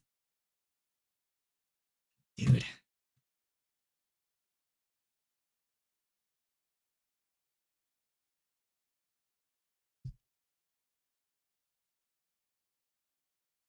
What are you doing? You know what Candace Owens does to Mello? Yeah. Yeah, now in case you didn't, now you do. Dude, I can't even like pretend to like. It actually makes me dumber. It actually hurts me. You understand? Why do you guys want to do this to me? Why do you guys want to see me in pain? Why do you guys hate me so much? You think I'm treating you like shit? You're treating me like shit. Look at what you're putting me through. Oh my gosh, dude. I can't do this. Fuck. No amount of like positive mental reinforcement. No amount of law, no law of attraction is gonna get me over this one. No number of motivation edits could get me to like in the right headspace to endure this psychological trauma.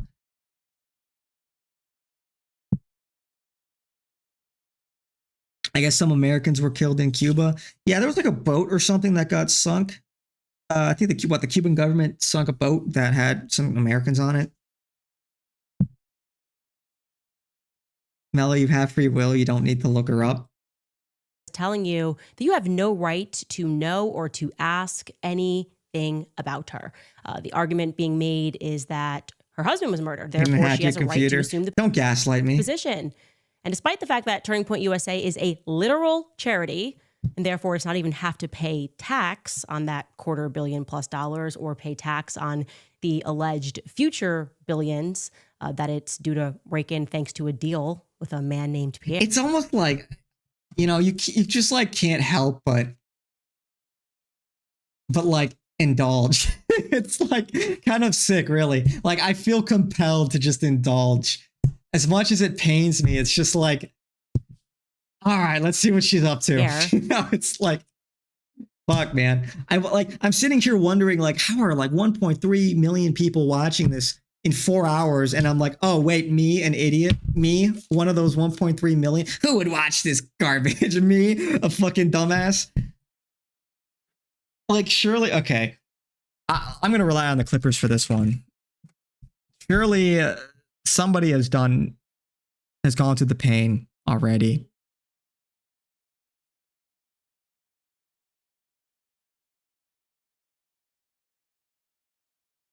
I guess there's nothing new.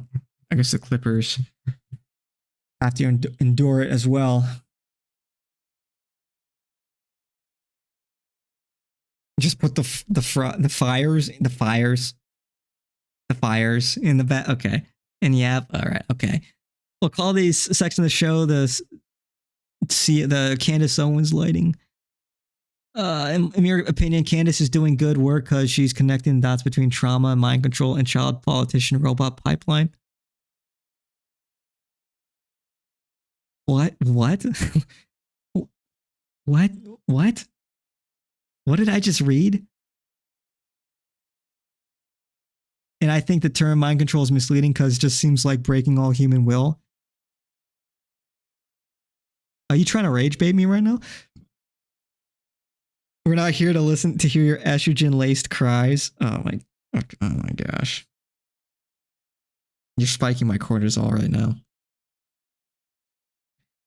Just put the fries in the bag, bro, and yap. Unbelievable. Unbelievable. Unbelievable. Unbelievable. These talking heads are claiming that the public simply wanting to ensure the person who is running that organization is, I don't know, at a bare minimum, moderately honest about who she says she is. No, that inquiry makes you a monster. So I guess your job is to head to work 9 to 5, receive a flurry of unsolicited emails and text messages reminding you that Charlie Kirk, the innocent man that you watched be executed in broad daylight live, you're to be reminded that that was her Charlie. My Charlie needs your help. Here's how you can give us your 401k and house. The emails have been landing into your inbox at an alarming rate, saying things like that. There's virtually nothing that the feds are telling us about his murder that makes any objective sense.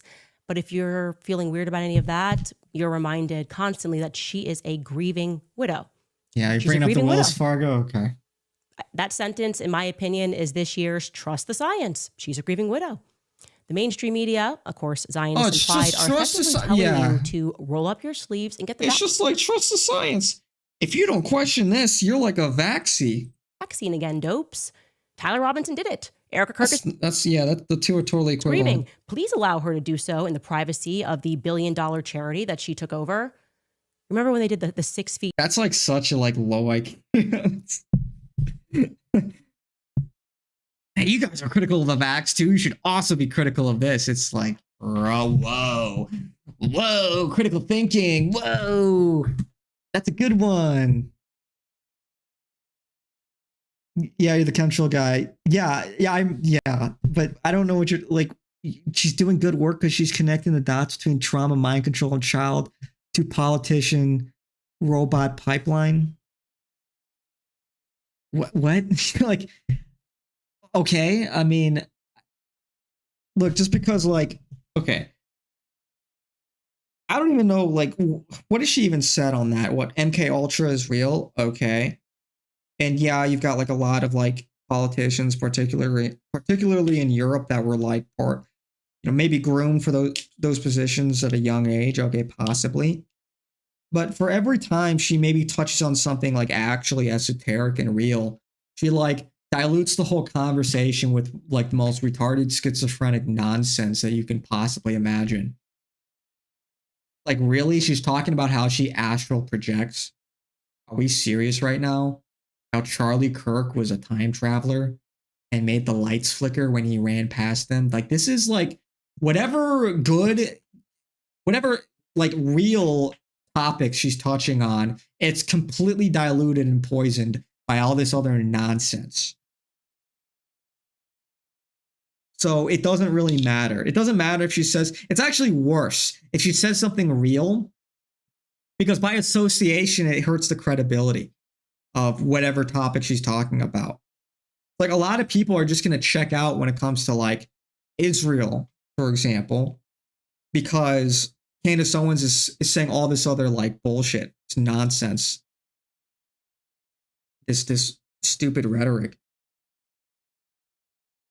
So just because she's right every once in a while, or maybe not even right, but talks about things that are real, doesn't mean she's A, doing a good job discussing them, but B, it doesn't excuse all the other things she's getting wrong. And I don't think she's an honest actor. So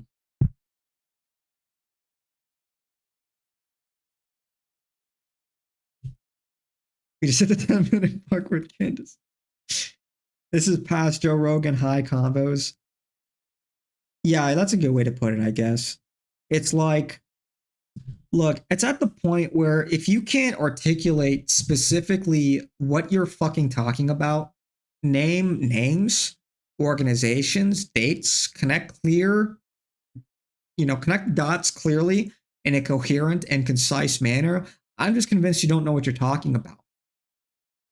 Like, and Candace will rely on all this vague rhetoric all the time. That's how you kind of know somebody hasn't done the research, or they're either being like lazy or dishonest. When you listen to Candace Owens, the term or the word obviously does a lot of work on her show, and she just brushes past certain things. It's like she'll say shit like, well, obviously the elite are super satanic and pedophiles. I mean, that's obvious. Everybody knows that. It's like, I mean, is it? Who exactly are you talking about? Maybe in the most like general way possible, but like, so she sets up her arguments on these faulty foundations that she sort of brushes past and doesn't feel the need to really set up her argument, lay the foundation for what she's talking about. If you listen to Nick, when he goes off on something, he creates this long arc of what he's going to talk about. First, he sets the stage. He talks about the important context. When he talks about, like, just today, I'm listening to him talk about, like, the Trump revolution 2016 and Vance, and why Vance sucks, and why, he's probably not going to win, and we don't have to put up with him. And he talks about the way, like, 2016 was so different and how everybody was against Trump in 2016. He's giving all this context, all of these, just to set up how, in contrast, like, Vance is a fucking nobody. He talks about how Trump overcame this mountain. It was a Herculean effort for Trump to win in 2016 that people have often forgotten. And he gives all of this context, this history behind the 2016 election, to contrast that with how different things are now, particularly with Vance. Somebody like Candace Owens would just brush past all of that. If she was making that argument, she would say, like, obviously, like, Vance is not like Trump, or something like that. Obviously he doesn't have whatever. And she would just, like, obviously everybody is on Team Trump now, which isn't even true. But my point is, like, she would not go through the intellectual rigor of, like, setting up these like establishing or just the framework of her argument, of her point, of her larger point, and what she's trying to prove. And she does that all the time. A lot of conspiracy theorists do that. They just brush past it and not go through, like, in many cases it's very technical. Like, especially when you get to some of these other, like, schizo theories, or like if you're going to make a case about, like, let's say a big one 5 years ago, like the vaccine side effects and stuff like that, you need to cite the papers, you need to cite the experts, the data, where it's coming from. like when you say like the vaccine is a death machine weapon, like that's rhetoric. That's not actually, that doesn't support your argument. You have to prove what you're saying. You need to provide evidence. You can't just rely on rhetoric or like, speed past the important facts. Like if you have an extraordinary claim, which Candace, she makes these claims all the fucking time, you need extraordinary evidence. Saying stuff like, oh, I can astral project. I thought everybody could astral project. Like, what the fuck are you talking about? Prove it, bitch. Prove it right now. Is nobody going to challenge her on that? Nobody's going to challenge her and say, oh, you can astral project? What's going on? What number am I putting up on my hand that you can't see right now? Astral project somewhere. Prove it right now, live. Prove it. But it's just always on to the next theory, on to the next ridiculous fucking claim. And it's just like so frustrating because it's just new day, new bullshit. Same Candace though. So.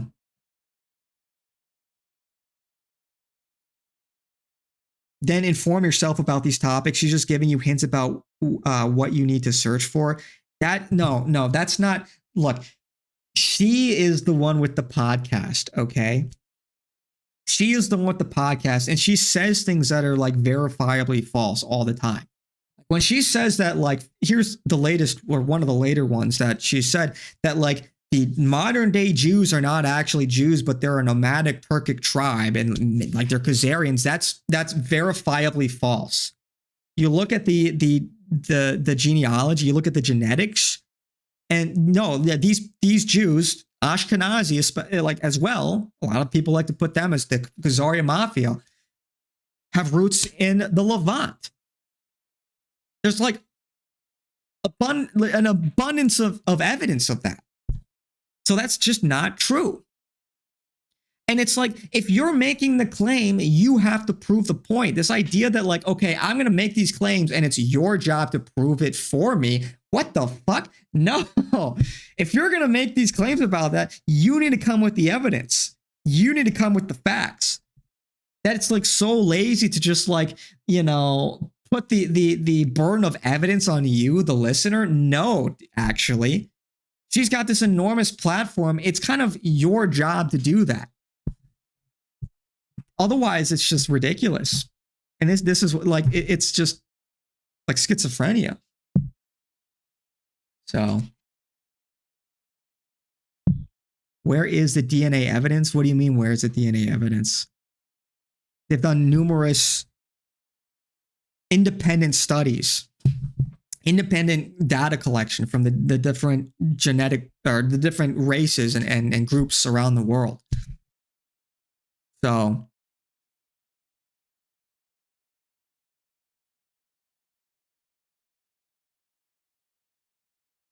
it's better than Netflix. Jeez. And dude, besides, like that, the theory that they're secretly Khazarians came from an Israeli Jew, like in the mid-century.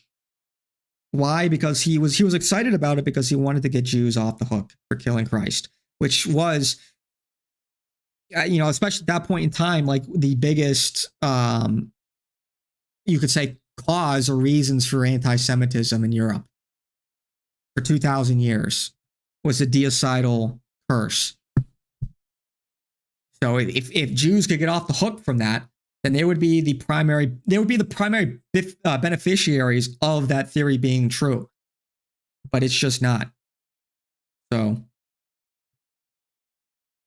gonna need my sources. You're rage baiting me again? Because it's like, again, it's like she's making these claims and she has to provide the evidence, but it's always like she makes the claims, but then you have to provide the evidence to debunk her claims always. Like, okay, so is that how that works? Distancing thing, they cast that spell. Let your granddad die alone in the hospital. If you desire to see your grandma this Thanksgiving, it's because you're a demon from the gates of hell. Yeah. Resist your human instincts. Obey the government. It's the same kind of messaging, the same kind of emotional manipulation, but it's a new year. Still have questions or concerns about who Erica Kirk is and why she seems to have lied many times on record? Well, you're Satan, and I'm sorry that you are. And also, I would like to remind you that you are destroying Charlie. Like, dude, so much of like her show is just this like, what would you call this? What would you call what she's doing right now? It's like this this sarcasm, this like sardonic. So much of that is that it's just like she's just conflating asking questions. If like all she's doing is asking questions and not really kind of libelous, actually. And if you disagree with her, then you're attacking her ability to ask questions. It's like that's how she's trying to pair like her argument with this, what would you call it? Like this easier to defend position. I forgot the term. So what she's doing is she has a claim. Her claim, I guess, broadly speaking, is like Erica Kirk is like corrupt or whatever. You know, she's evil, something along those lines. And if you attack that claim, she'll defend the claim that she has a right to ask questions. A different claim. A much easier position to defend than actually what she's stating, which is that Erica Kirk is like evil or whatever, like the antichrist, whatever she's saying here, you know, to paraphrase. So that's like a very dishonest thing to do. It's just like gaslighting, this like rhetorical gaslighting. She's defending a completely different position than what she's actually, than the position she actually has. It's very dishonest. It's sneaky. And she dresses it up with sarcasm. It's like, oh, you're not allowed to ask questions, I guess. Like, that's not what's going on here. You're making these like outlandish claims. And look, maybe it's, I don't know anything about Erica Kirk. I'm not here to debunk that particular claim. I don't really care. But she does this with like everything she talks about. She retreats to the same easily defensible position, dresses it up in sarcasm as like this deflection. Oh, you have a problem with that, with what I'm saying? I guess you have a problem with free speech and asking questions. I guess you just want us to all get vaccinated too, right? It's like, oh my goodness. Oh my goodness, you know? You see what she's doing? So...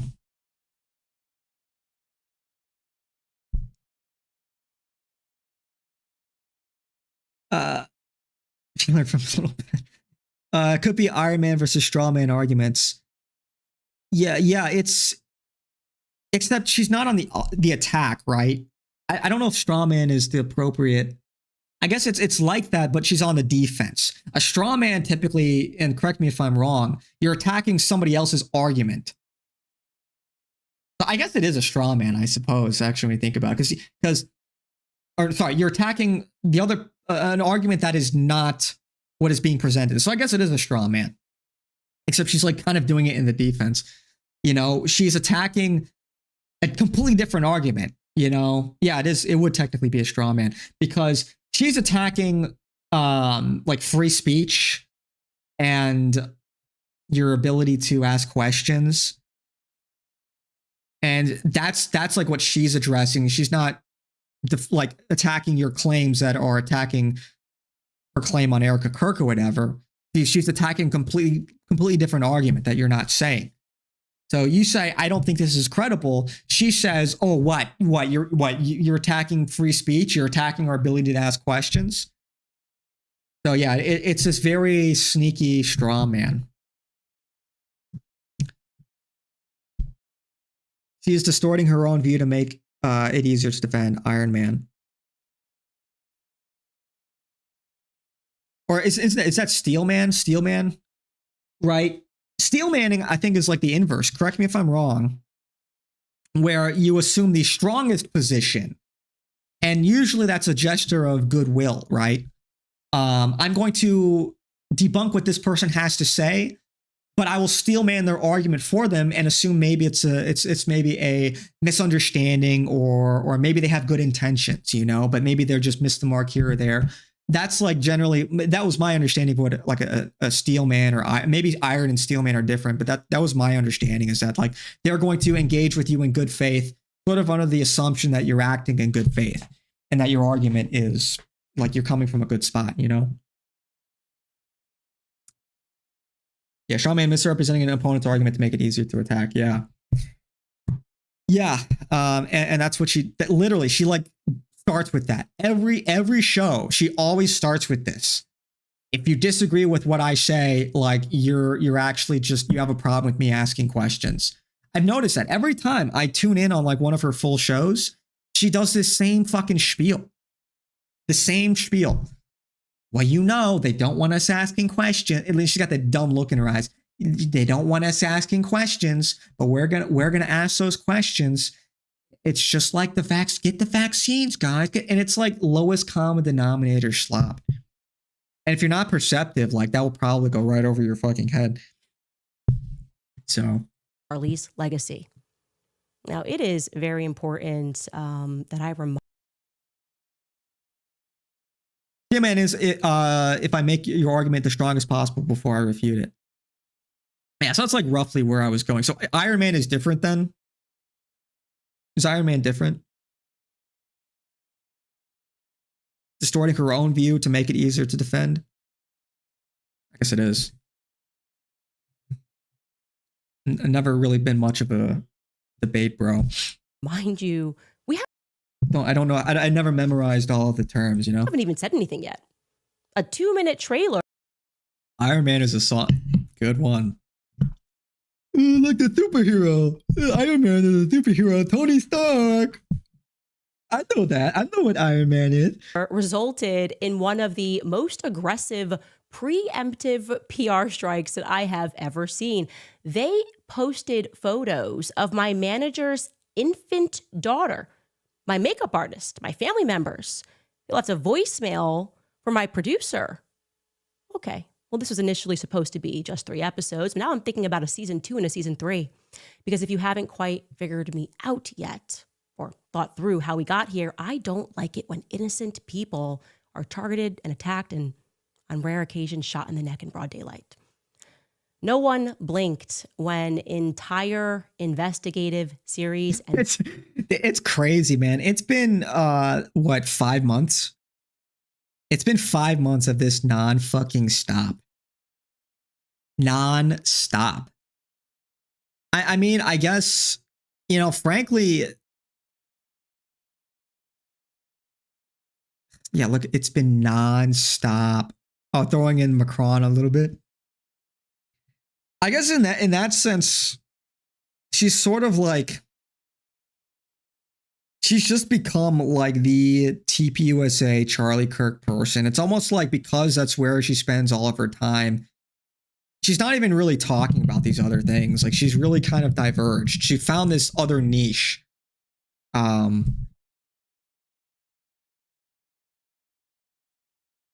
So as far as like our sphere is concerned, at least over like the past like maybe month or two, like we've really kind of less and less we've interacted with her less and less as a result. Because she's just gone like off the rails, you know. She's just, this is her thing now. Speaker gets an F- in debate. Dude, you guys are really just like, you're trying your hardest to just spike my cortisol today. It's insane. Books were written about Hillary Clinton, Michelle Obama, Meghan Markle. Is this what you guys get off on this, you sick fucks? You sick fucks. You just like watching me just fucking my cortisol just spike. You just giggle to yourself in real time. Every time I fall for rage bait, you guys are just like giggling to yourselves. Because they're public figures. I've effectively endured 10 years in politics. She's a hermit crab of scandal. She keeps adding unrelated stuff to her shell. And of course, the whole thing is centered around her. I mean, that is like I'm not the first one to say this, but that is like a telltale sign of a narcissist. She's like totally self-absorbed. Of course, the Macrons that she has a beef with. She's at the center of this international conspiracy. They're all out to get her. She's connecting the dots between TPUSA and the Macrons and the Sabbatean Frankists, which are the Khazarian Mafia, which is what Benjamin Netanyahu really is. He's Polish. It's like, okay.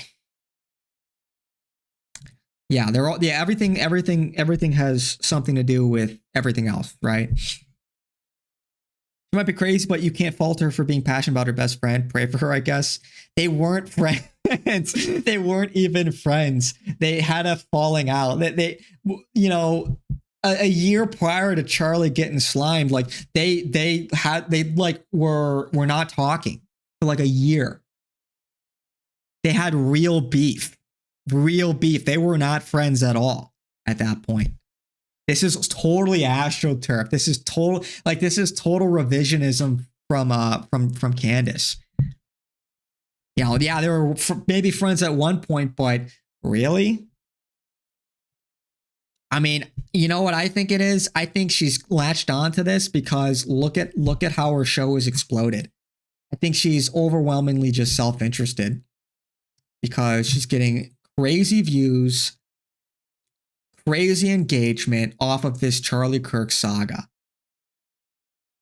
And I think, like, of course, she's going to, like, retroactively look at their relationship in a much more favorable lens because that makes her look better and gives her credibility to talk on the issue. No, I'm not totally self-interested. I'm not making money off on this. I just really care. I'm just driven for the truth. And it's like, really? Seriously? You're treating this like a Netflix documentary. Like, she has made so much fucking money off of this.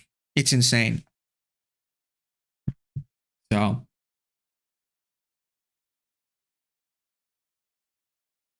Two-hour show, yet you give Candace a 30-minute segment. Egyptian plains beekeepers. Yeah.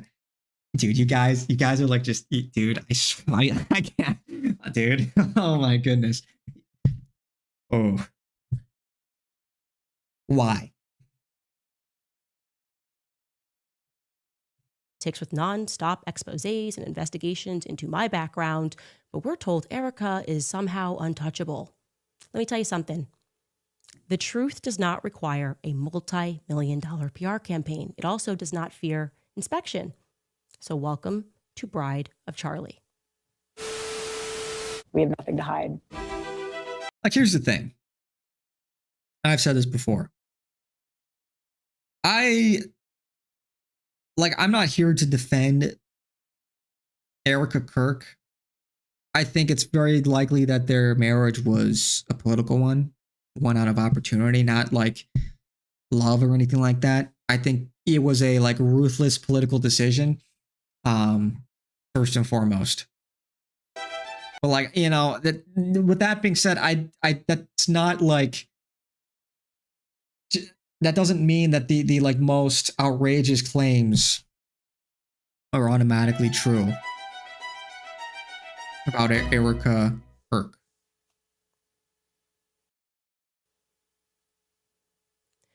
Where should we begin in this story? I think maybe with just a blanket statement. Something is not right with Erica Kirk. And despite a most aggressive What about the Toyota Camrys? influence campaign, which at one point even included a signed letter from the Secretary of Treasury assuring us that Turning Point is above board, an amazing organization. And despite, in addition to that, a flurry of homosexual men making over dramatic videos about sheer evil. No, not mass murdering children. Sheer evil, investigating someone at the helm of $1 billion company. Despite all of that, the public remains unconvinced that she is simply a grieving widow, because she isn't simply a grieving widow. She's also the CEO and chairman of an organization. In fact, during our preparation for this series, an investigative journalist named Elizabeth Lane went viral on X because what she authored about Erica was brilliant. It just was objectively brilliant. It gave voice to what millions of people worldwide were feeling, but didn't exactly know how to express. And I'm going to read you her words in their entirety because I think it's very important. Okay. Elizabeth Lane. Oh, dude. Okay. All right. Do we really want to? Yeah, 10 minutes. Okay, I know. Enough of that, honestly. I'll let somebody summarize. Because if the point of this is to like expose corruption or like a grift in TPUSA. I mean, good, I guess. We've known, like, it's an organization of grifters. That's what it was. If there was like corruption going on, I'm not surprised. These people are who they are. I don't know. I don't think there's anything really super interesting there. That you assume. Oh, okay. Thank you, Laundry Queen. Side note, great account to follow. I recommend you guys follow Laundry Queen. It looks like she's done the painful work that I just, you know, I never claimed to be the strongest soldier. I never claimed to be the strongest soldier. I'm glad we have the strongest soldiers on our side that can endure. I guess here, Candace uncovers photo of Erica Kirk making Freemason signs as a toddler. You associate a divorce with a separation. Anyway, here's the true timeline. Erica was in Cincinnati, Ohio for daycare in 1992. She attended a place called Walnut Corner Children's Center in Cincinnati, Ohio, located inside of a massive corporate building. Oddly, the filing for that daycare doesn't have a floor number, but I can show you this photo of her at daycare. LOL, by the way, to her being dressed as a little bee and accidentally throwing like up some practically Freemason making hand the signs. same hand gesture. I guess I'm a Freemason too. I guess I'm also a Freemason. Holy shit. I didn't know I was a Freemason. Nice ad. She looks adorable. There, that you associate a divorce with a separation. Anyway, her being dressed as a little bee and accidentally throwing up some Freemason hand signs. Okay. That's not really that clip isn't really substantive though. That could just be a joke. I'm gonna steal man Candace here.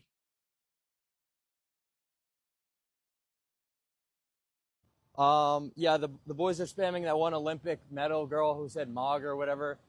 I DM'd her on Instagram, so we'll see what she says. Yeah. Dude, this would be so funny. This would be so funny.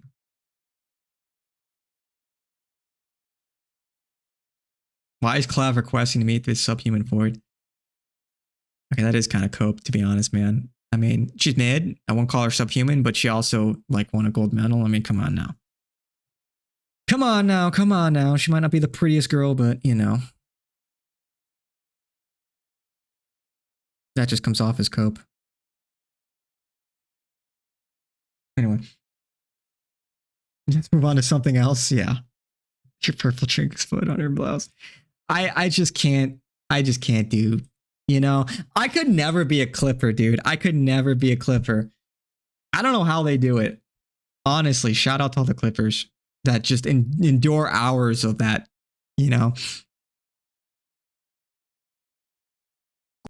There are really several issues that are on the table with regard to what the Iranian regime must do or should. Yeah, I already saw that clip. It's just Ben Shapiro saying like, oh, you know, we have to attack Iran. Otherwise, Israel will have to build up the military and do it themselves. It's like, oh, heaven forbid. I feel like this is all kind of like. Wait, didn't this woman, she got exposed for using like a face app? You know?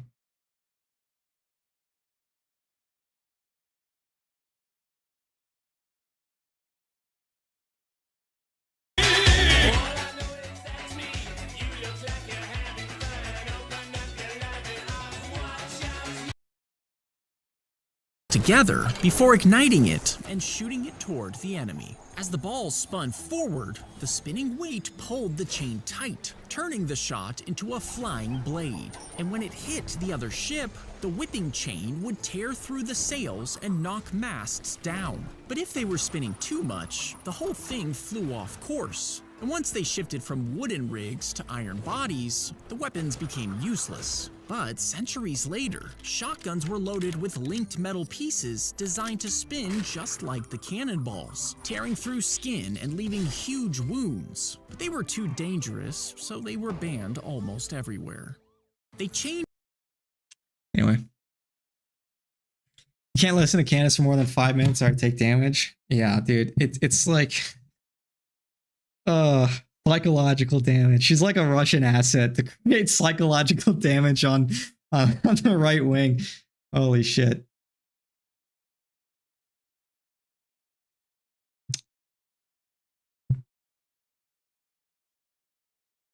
yeah, other than that, like,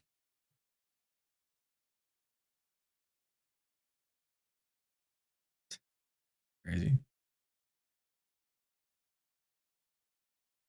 Damn, what the hell?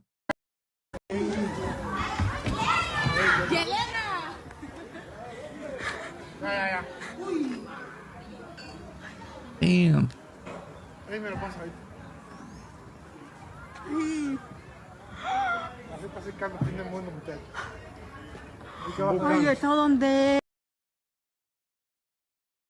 right. Oh, okay. Well, how long have I been live for? 1.5 hours.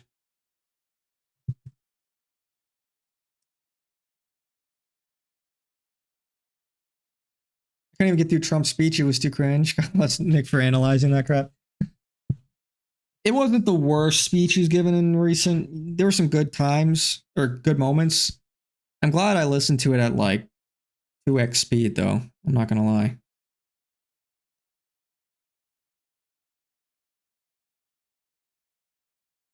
Wow, we really are just in the fucking goy scrolling portion of the stream, aren't we? What else? What else is there? Let's just completely shift gears real quick before I get out of here. Let's talk about something maybe more fun, real quick. Marathon is dropping there in about what 11 hours, or sorry, 13 hours. Wait, is it 13 hours? Wait. No, it's 15, I think. Actually, it's 12. Yeah, it's 10 PST. They're gonna have the big play test, so you're gonna be able to play the game. I'm gonna play that. Yeah, I'm gonna play this game. Probably do it a little bit on stream too, maybe over the weekend. One other thing I wanted to talk about just in general. I'm gonna actually switch to like a more formal stream schedule. Yeah, I'm having like prepared topics I want to talk about. Where did I put my pen? Where the fuck did I put my pen? Ah, here it is. What was I? I just lost my train of thought.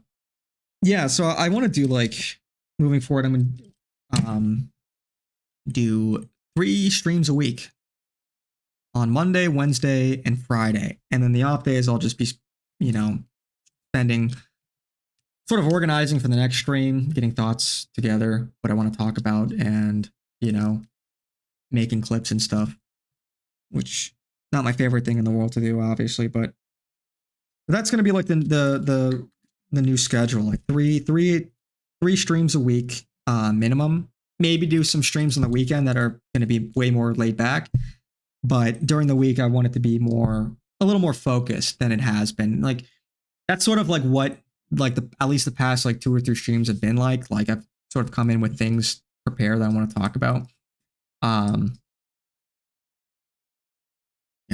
Make it a little more focused. And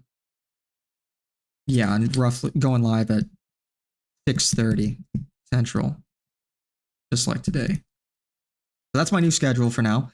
See how it goes. What else you guys saying?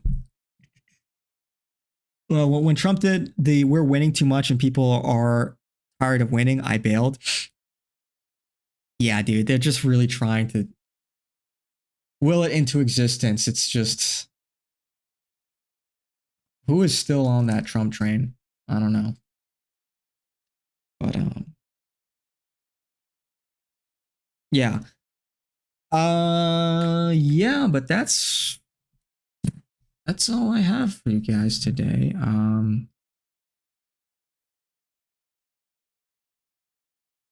You just grilled up some carne asada and down some horchata. Very yummy.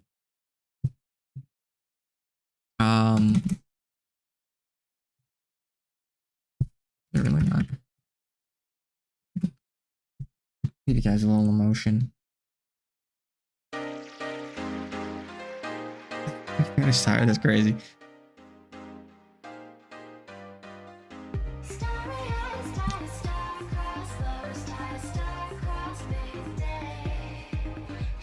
But yeah. Let me know. Well, what did you guys think? What did you guys think of the stream today? How has the content been recently?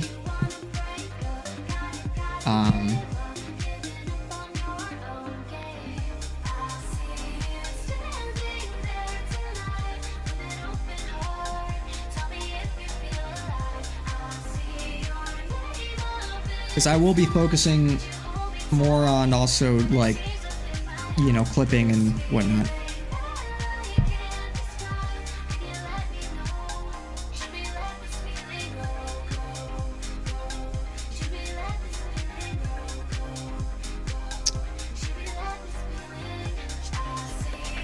You honestly didn't pay attention to the stream. You just had you yapping in your ear the whole time. Oh, great. Oh, well. Thanks for the input. That's terrible. Do I go to raves? No, I don't. If you want to replay King Trust. What happened to Kumquat? I don't think he can say.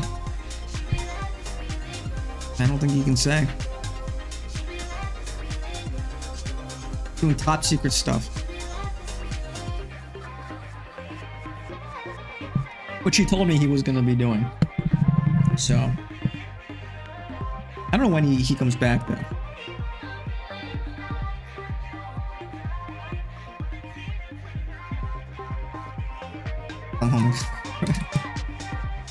Do an IRL stream at a rave?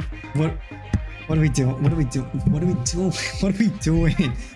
are we suggesting? Need more cowbell and Candace? Snort coke off a girl's chest. Okay, that sounds like fun.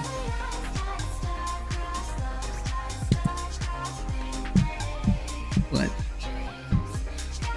yeah. Then pick up 3 sub-5s. That's diabolical, Smelly. That's diabolical. That's crazy.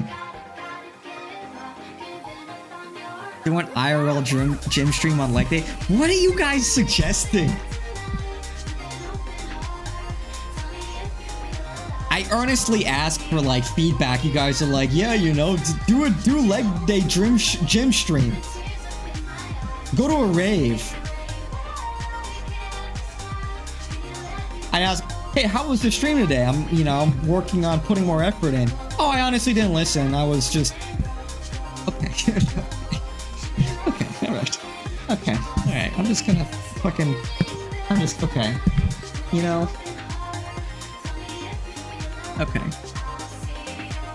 What you guys are just like making me suffer. Give back when we push. I'm just getting rage baited. This has been 2.5 hours of me getting fucking rage baited nonstop.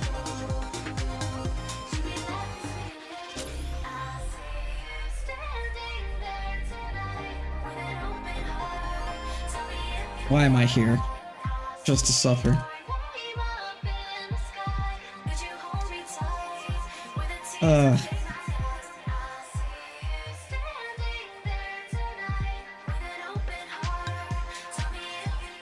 See Rag Group as a bigger threat than Palantir, but you may not want to blackpill your subs. Maybe we'll do that on a future stream. Maybe.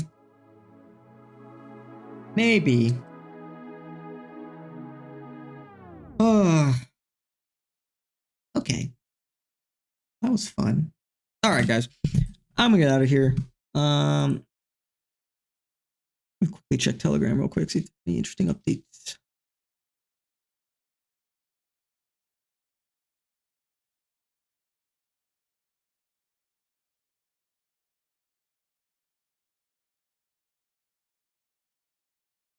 New senior advisors to President Trump would prefer that Israel strike Iran before the United States takes direct military action, as they believe an initial Israeli attack could provoke Iranian retaliation and help build domestic support among American voters for a subsequent U.S. strike. I guess I haven't really talked about this. I'll say this briefly.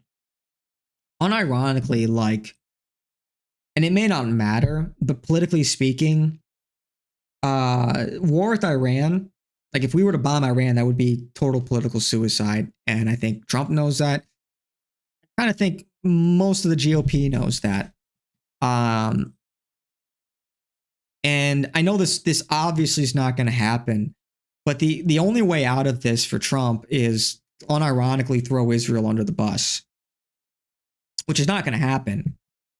But it's funny that even despite all of his missteps, you know, it's funny that despite all of the cucking out and the false promises and whatever, like if Trump told Netanyahu to like go kick rocks in the 11th hour of Israel achieving like this maybe the biggest milestone in Greater Israel, then he would go down as like one of the best presidents in U.S. history. It's not going to happen, but otherwise he has no way out of this unless there's a false flag. And because they don't have the desired pretext to go and bomb Iran. And Israel does not want to bomb Iran themselves. They have a secret agreement with Iran that was with where Russia was the intermediary, that said that they would not strike Iran. They had a non-aggression pact. Now, obviously, it's Israel. Their word is not really worth a lot, but that is a very, and this was a few weeks ago. That is a very like concerning element to this narrative when people are just sort of assuming Israel will get involved in some capacity. They really just want America to do it all.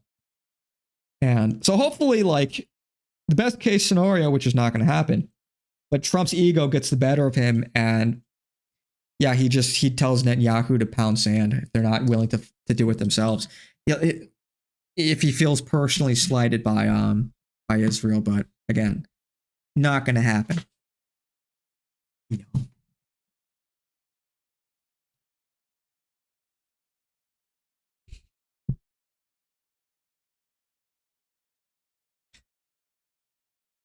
We love you, Mello. Sorry for making Mello Pony Jacks. What is that? I don't even know what that means.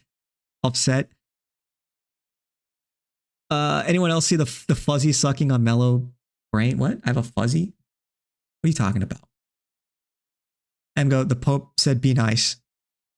You didn't see the sparkles? Am I having an aneurysm right now? I need new glasses.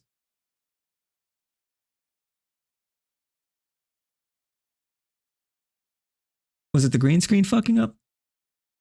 It's been giving me problems today. You know, okay, I'm getting out of here. I can't fucking, okay. All right. I will see you guys on Friday. Holy shit. You guys are fucking relentless today. I will see you guys on Friday. Until then, take care. Yeah, Nick will be going live. Who knows when? Anyway. They trip. Yeah, I actually do need new glasses. You know what I need actually? Where did I put them? No, over here. I have these glasses, but I need new nose pads for them. They're really dusty because I haven't worn them in a while. But I've got these glasses, like little how does this look? They're so fucking filthy. I actually need to, because I haven't worn them in a long time. I need new nose pads because they the rubber tore off. Look at how fucking filthy. I can't they're so gross. But anyway, whatever. Jim stream. That's fucking. Speaker will get LASIK. Maybe I should. I'm tired of glasses. Anyway, GN everyone. GN. God bless. Take it easy.